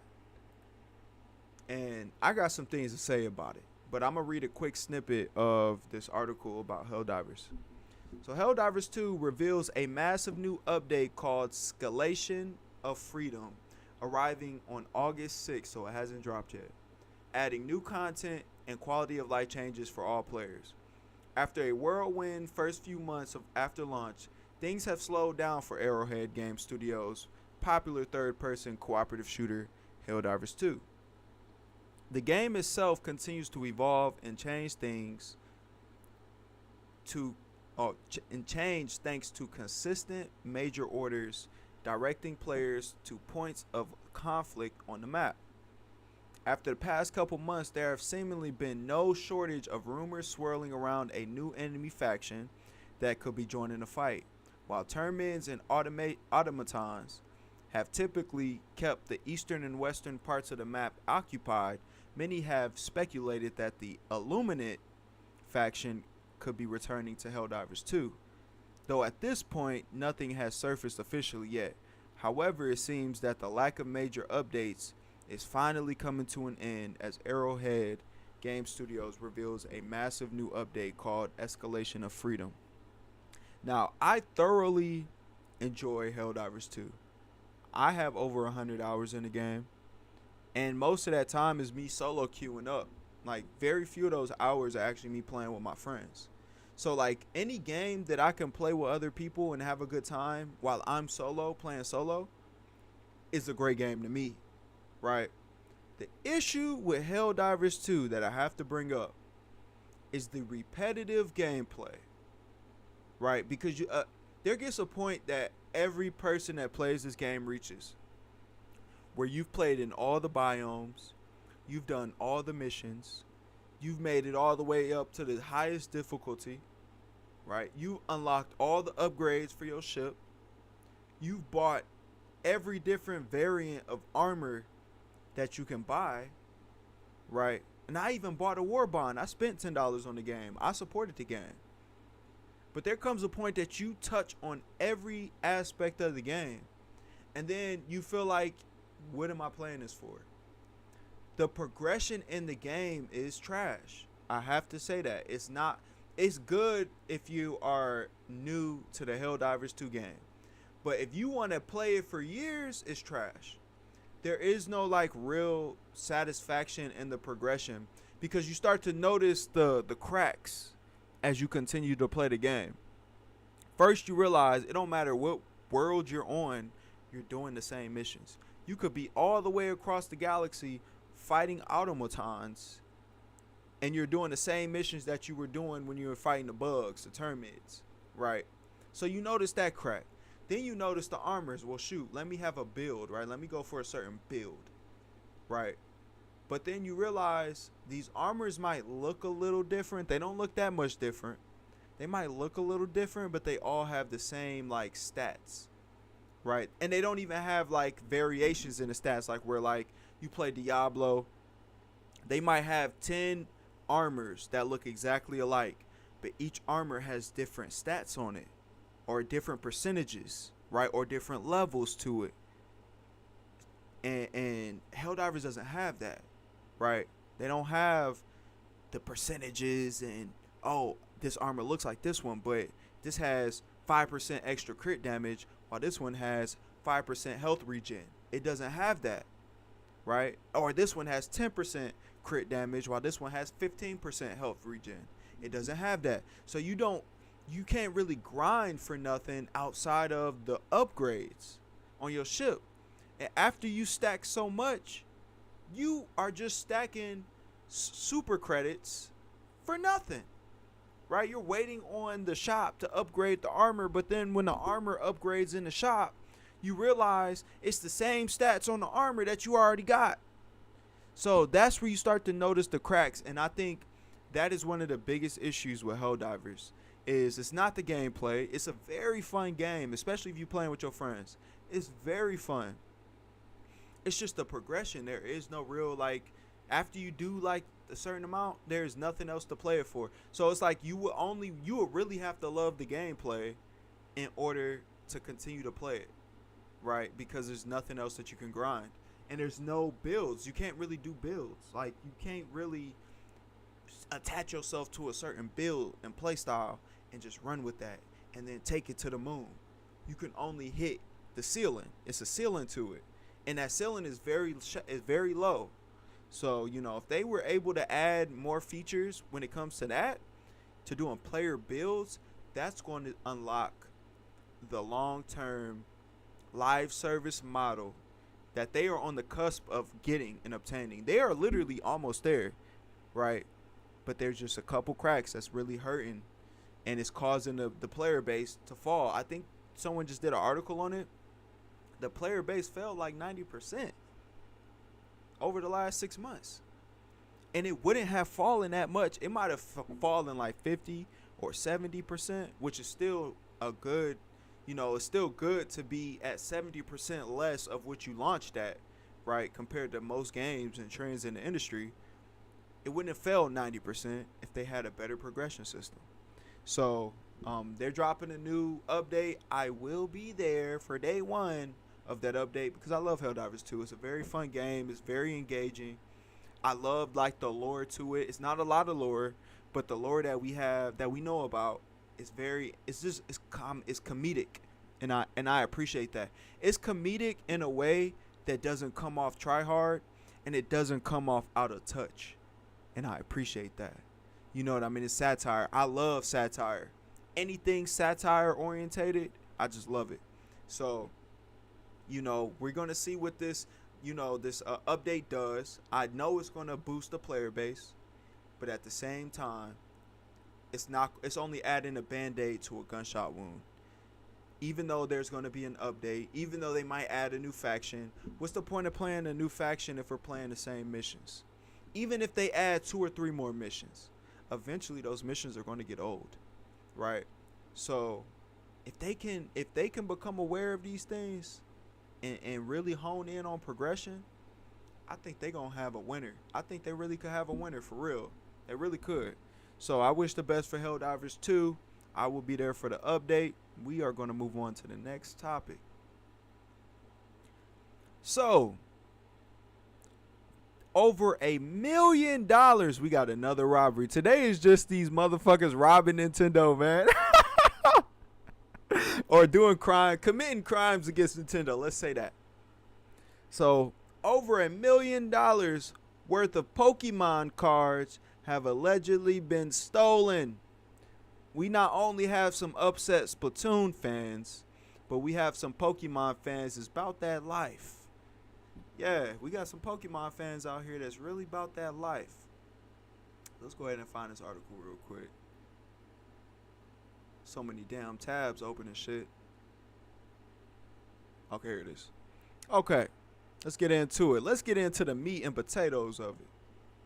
A business owner has revealed that their warehouse saw over $1 million worth of Pokemon TCG cards stolen in 2 brazen heists.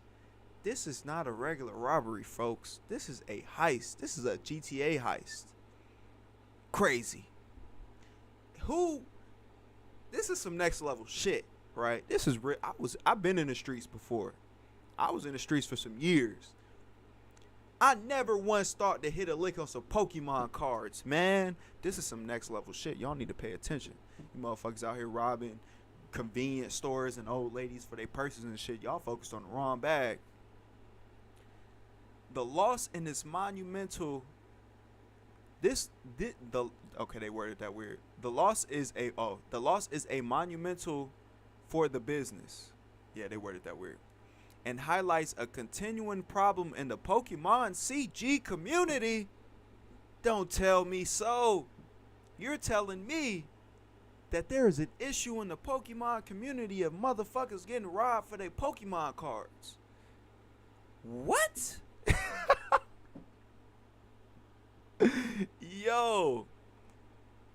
Yo.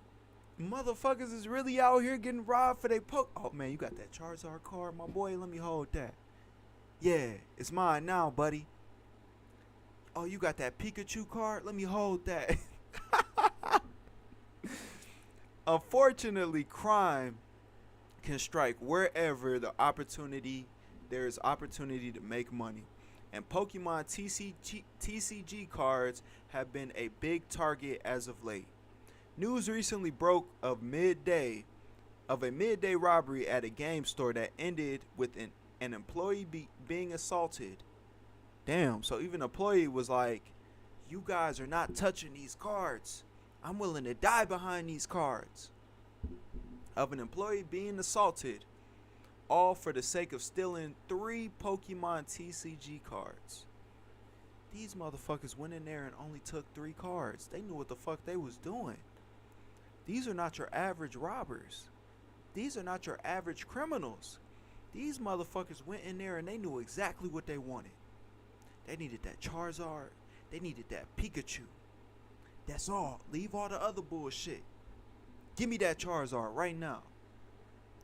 Thankfully, this new story doesn't end with anyone getting physically hurt, but it did incur a much more serious financial loss.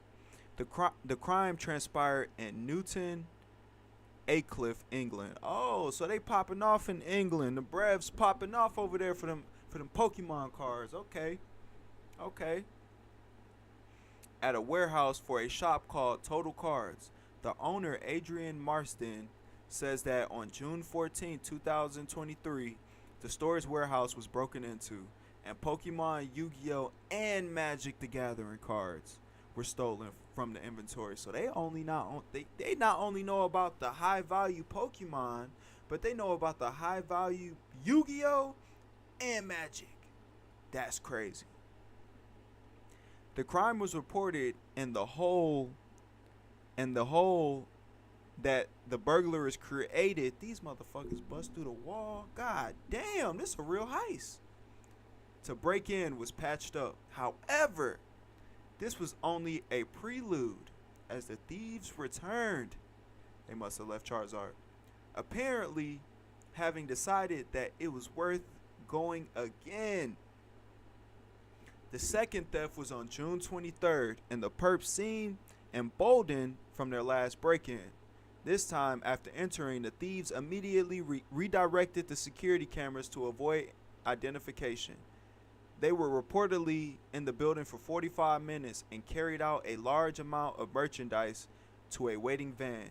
After the store owners returned, it became clear that the stock had been wiped out and that the Pokemon cards had been the main focus. All totaled, Marston believes that the loss to be £1 million. Yo, I did not know Pokemon cards was going for this much. I knew that they were valuable, but I did not know that I can walk out of a store with $1 million worth of Pokemon cards. These motherfuckers know some shit. Or approximately $1.2 million in USD in stolen Pokemon cards alone. That shit is crazy. That's a heist. That's some GTA shit for real. Nah, for real. That's some GTA shit for real. These motherfuckers bust through the wall. Snagged the cards and ran it back to the van, and then they did it again to the same spot after they patched up the wall. And then they turned the cameras and shit. Oh my God. I think that's low-key, that might be an inside job. They gonna have to interrogate their staff. Ain't no way that they're disorganized. They knew what part of the building to hit, went in, knew exactly where the merchandise was, and they knew where all the cameras was. That's some inside shit right there. Just off the bat, that sounds like some inside shit. This has been a huge loss for the small business and unfortunately doesn't have a happy ending. While insurance was able to reimburse a large portion of the Pokemon TCG financial loss, the thieves weren't caught and the case was ultimately closed by the police. Oh, these niggas is cold, bro. These niggas is fucking cold, bro. These motherfuckers got away with the Pokemon. They got away with Pikachu. Hell no. Yo, these motherfuckers is cold as hell. They cold as hell. Fuck being a gangster. I'm about to go get me some Pokemon cards. What the hell? It's sadly likely that those cards are long gone, having been sold off and redistributed potentially to countless new owners who don't know they're holding stolen merchandise.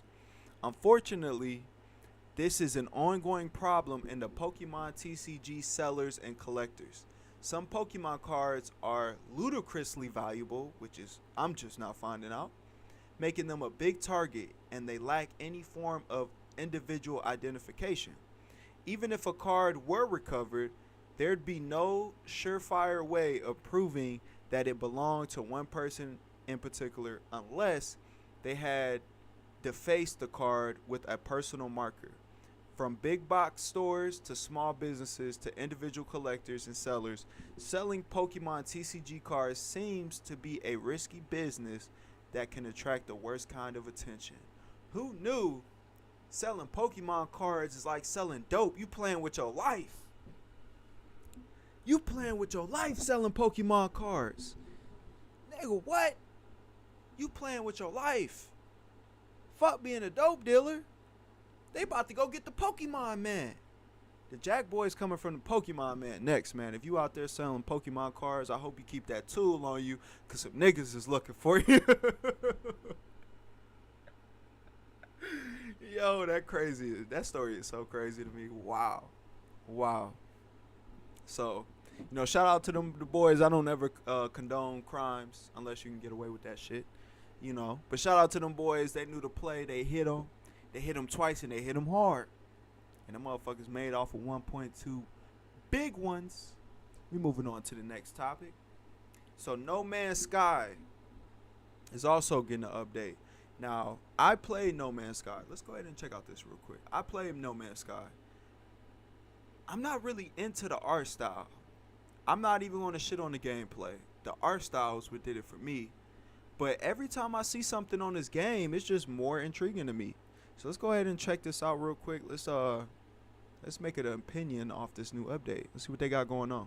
No Man's Sky just got another big update called Worlds Part 1, and it's got everything. New water visuals, Tears of the Kingdom style floating islands, and giant bugs. Plus, they refreshed the entire universe, which means all billion, quintillion, however many planets are new, and they're better now. The last time I played was about a year ago, so I figured now is the perfect time to go back and check out No Man's Sky. Okay, so we're doing the new Expedition, which is supposed to be kind of like Starship Troopers / Helldivers, and I actually recorded a decent bit of this until I realized my microphone was not recording. But that's okay. A lot of it was just me struggling, like what button does what, which is honestly most of my videos. So we'll just skip that part of it. So our main sort of goal for the first part of the expedition is to purge the infestation on this planet. So I've already got a pretty sick skip through it a little bit. Freighters you can land in. Let me see. Now that I play Starfield, I think I'm more open to this game because I tried the game before I played Starfield, and I'm not really into space games. But now that I done beat Starfield and I understand, I might go back and try this out for real. And then they got another game coming after this, which looks fire. It's another open world game. It's not you can't go from planet to planet. It's just one planet. So I think that's what might lock me in. It's more fantasy based than like sci-fi. Not really a huge sci-fi fan. But let's see, man. Slots, this should look kind of cool for real. Let's check out the gameplay. Okay, pulse spitter. This thing is sick. Oh my god, yeah. Whoa. And the brood. Okay. Come on, guys. All right, Sentinel scum. That's right. Okay, remain in the area to confront reinforcements. Hold on. No, I need to kill far more Sentinels. All right, here we go. I haven't fought these guys in a while. Although they're not as tough as I remember them being. Oh, that guy's tough. Hold on. There we go. Whoa. Not great. Okay, hold on. I need these. What is this? Combat supplies? Okay, so you got Okay, here's wave 3. Uh-oh. Okay, where are the rest of these guys? Oh god. That will not work. Sir, Oh, it's invisible.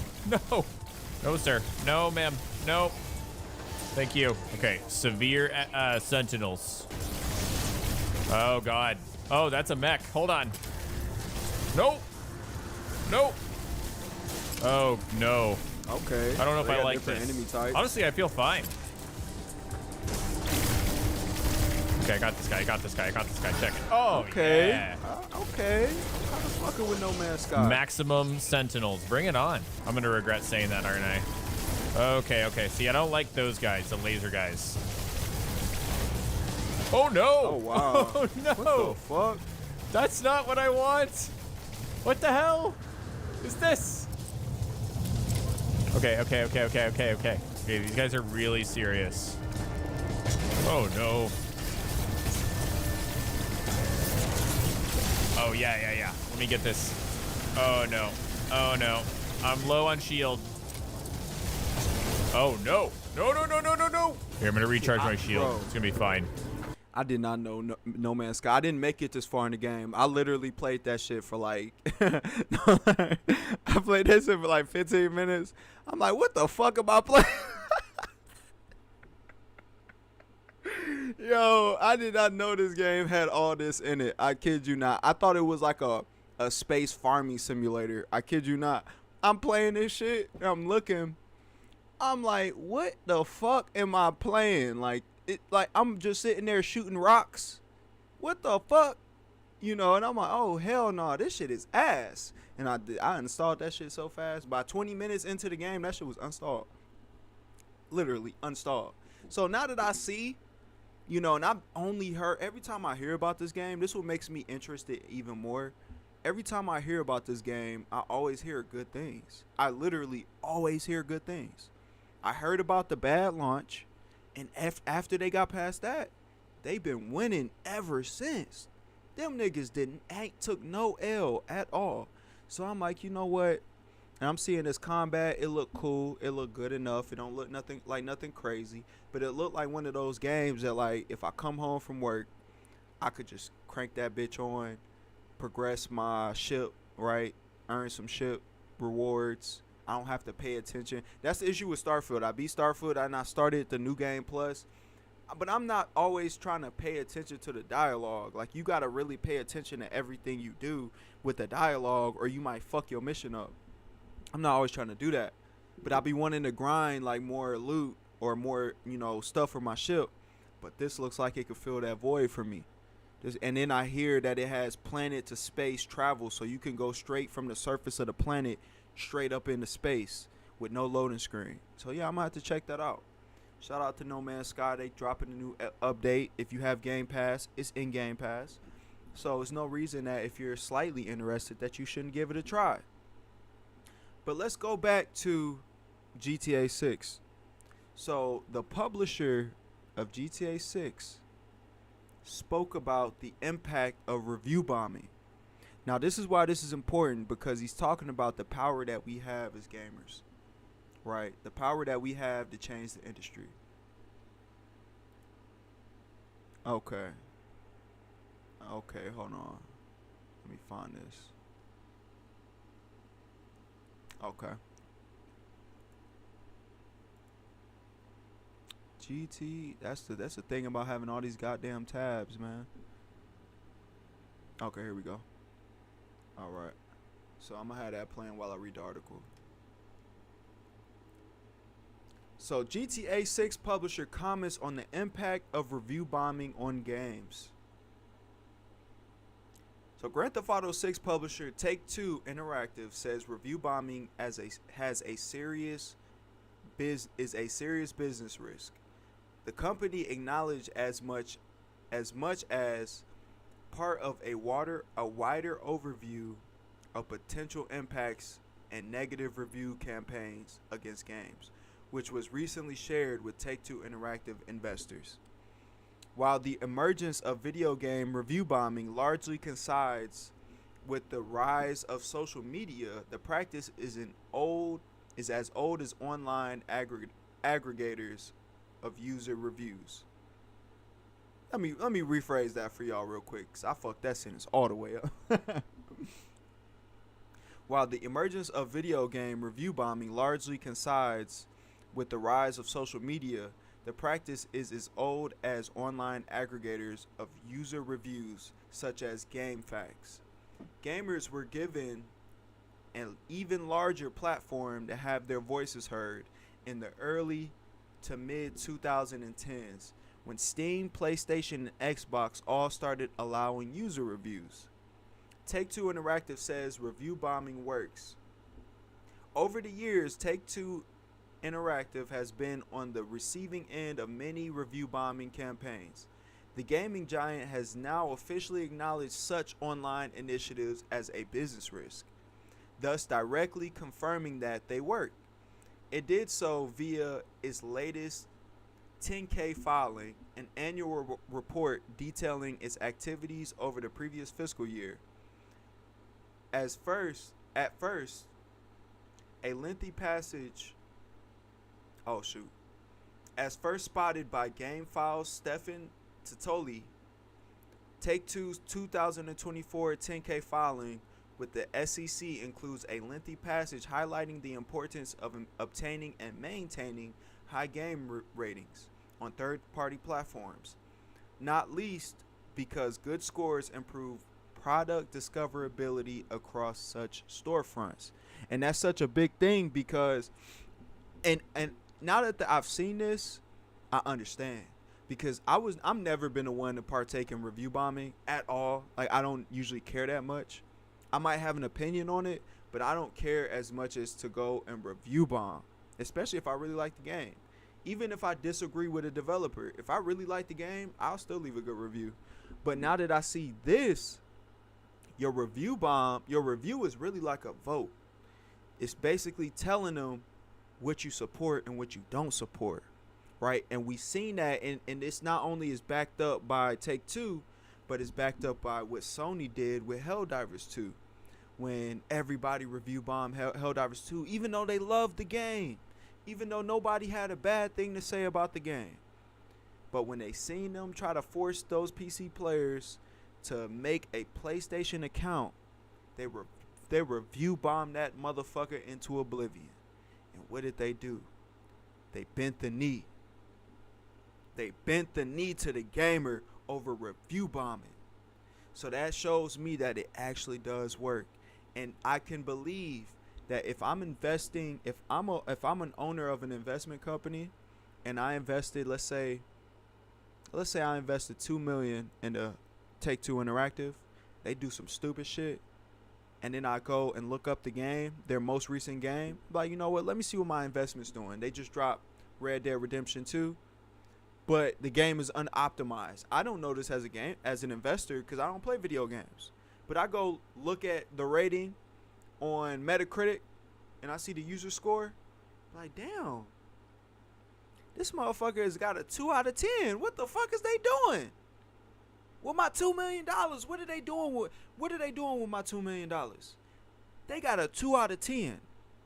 I'm more willing to pull my money out and reinvest somewhere else. So they don't want this blemish on a record at all. That's exactly what it is. It's a blemish. It's a blemish. Let's continue to see what else he says about it. He calls it defamation campaigns. It's just crazy.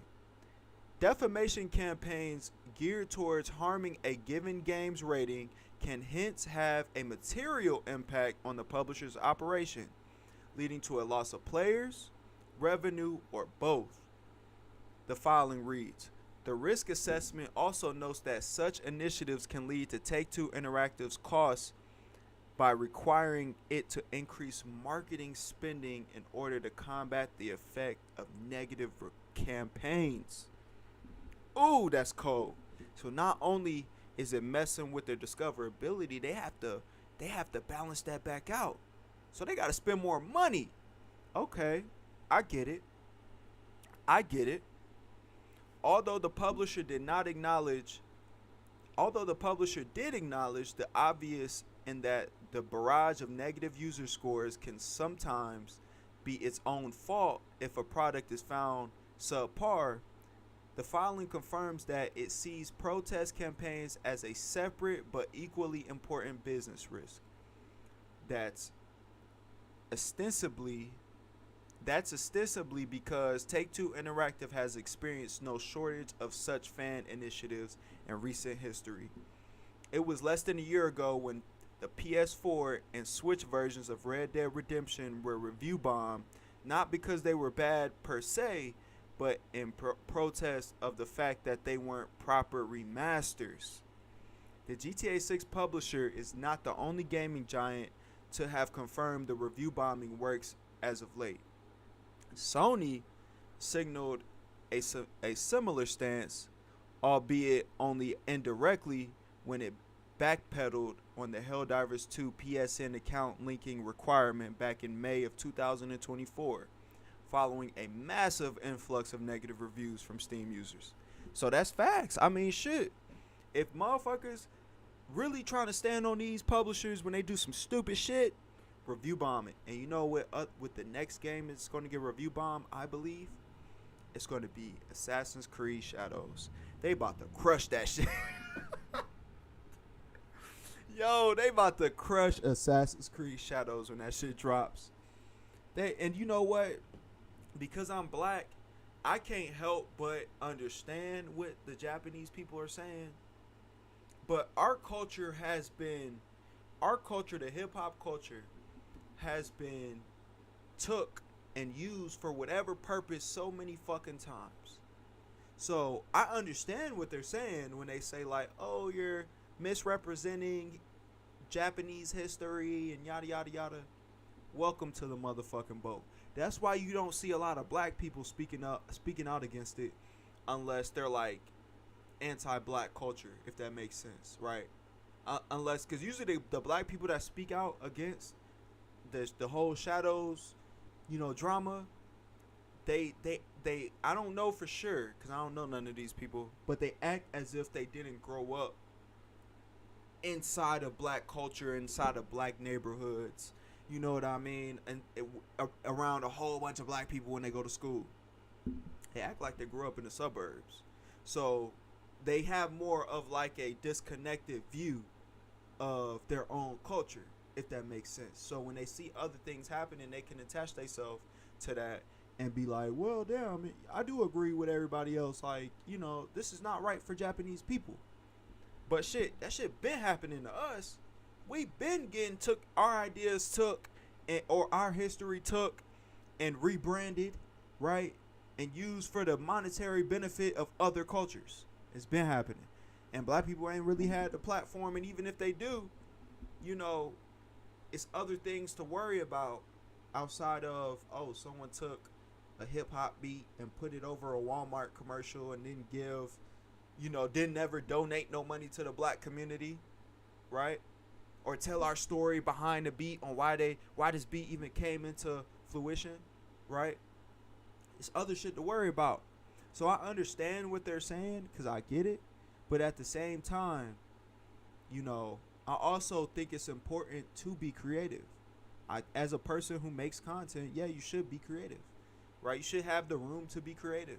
And as long as you're not trying to say this is fact, this is how it was, as long as you put that asterisk in that disclaimer saying this is not facts, this is based on or inspired by reality, or this is inspired by reality or history, I think you should have the room to be creative. I don't think you should be punished for, the idea of something not being totally accurate within your creation. That's just crazy. That means you're trying to censor people, right? And if you are cool with somebody that you disagree with being censored, you can't be mad when you get censored. And that's just how it go. So, yeah, I think Assassin's Creed Shadow about to get crushed. They gonna get crushed for real when that game drop. They gonna get review bombed into oblivion. Real life. This might be our one and only or last Black Samurai game. For real. This is not gonna be a trilogy. Believe that. But we moving on to the next topic. So this will be our last topic for tonight. Let's go ahead and talk about it. So former Nintendo of America president shares optimistic game industry projections. So let's go ahead and talk about it. Ooh, excuse me. Former Nintendo of America president Reggie Phillips believes that the video game industry is on the verge of bouncing back from its post-pandemic slump. The longline Nintendo executive highlighted some promising signs of recovery that point to that being the case, and shared a fairly optimistic near-term outlook for the sector. Phillips served as the chief operating officer and president of the Japanese gaming giant U.S. division for 13 years. He retired in April of 2019.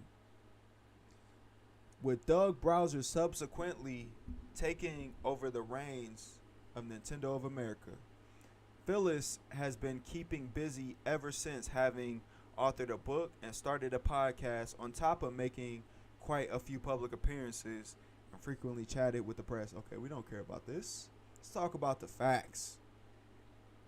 Yahoo Finance recently got a hold of Phyllis to pick his brain about the current state of the video game industry. The ensuing interview saw that the former Nintendo official offer an optimistic perspective about the sector's immediate future. Quote, "I would say the games industry overall is poised for an upswing," Phyllis opined. Why you gotta use that word opine? Like, damn, say Phyllis said. God damn. Elaborating on the prediction, the ex-Nintendo executive pointed to an evidently high level of consumer excitement over some June 2024 game announcements as evidence that the upcoming releases are showing a lot of promise.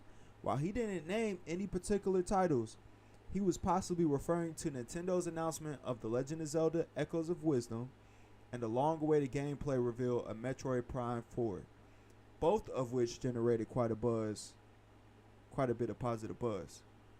The former Nintendo president also suggested that free money was partly to blame for some of the industry's post-pandemic troubles, such as declining growth. That remark was a reference to the low interest rates that drove a lot of game investments in the run-up. That drove a lot of game investments in the run-up to the launches of the PS5 and Xbox Series X and during the pandemic. Game developers were creating a plethora of content, and candidly, some content that probably shouldn't have been created. So they was being willy-nilly, basically. That shit crazy. Okay.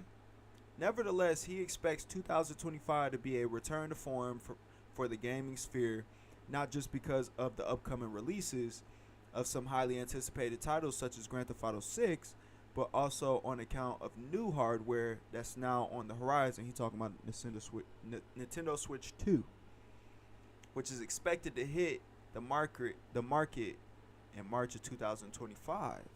Interesting. I was just telling somebody this.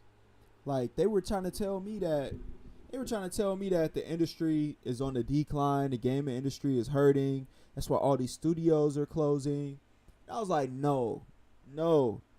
What happened was the gaming industry got a whole bunch of money that really wasn't theirs, right? And instead of putting it away and staying the course of plan before the pandemic, they started living above their means. And they started making decisions that they really couldn't afford without that money that they got from the pandemic. And they thought, okay, I'm getting double what I anticipated, right? On my projections from 2 years ago, I'm getting double that. So maybe with this whole pandemic, we are going to be able to continue this forward and growing the business. They didn't realize motherfuckers was going to go back outside. And when motherfuckers went back outside, that hurt their entire business model. So if you compare the chart, right, let's say, let me put this down. Let's say before the pandemic, this was the incline of money that these businesses was getting. Then the pandemic hit and it went up like this. It shot up. So now they up here. They thought they could hold that. But really, it started to do this. But the crazy part is, this is why people be disingenuous. Even though it's leveled back out, it's still higher than it was before the pandemic. So there's still a growth. So I also believe the gaming industry will continue to grow. And looking forward into the future, games are going to get better. Technology is going to get better. And hopefully the quality of the games get better. That's just a hope. It's no guarantee on that. But the gaming industry as a whole is going to continue to get better. And technology is guaranteed to continue to get better. So, I'm excited to see that. I'm excited to see that my hobby is going to continue to do well moving forward. I'm going to be a 60-year-old, 70-year-old motherfucker still gaming on Call of Duty like a mofo. But I hope y'all enjoyed the podcast. That's the last topic of tonight. It's a little bit of a longer podcast. I took last week off, so I had to give y'all some content this week. If you made it this far in the video, God bless your soul. Go ahead and hit that like button for your boy and subscribe so you're notified when I drop my next podcast next week on Saturday. Podcast starts every week on Saturday between 7 p.m. and 8 p.m. Eastern Standard Time. So make sure you are present for the next podcast. Be on the lookout. Follow me on all my socials. Join the Discord. All that stuff is in the description box below. And I'll see y'all next week. Deuces, you too.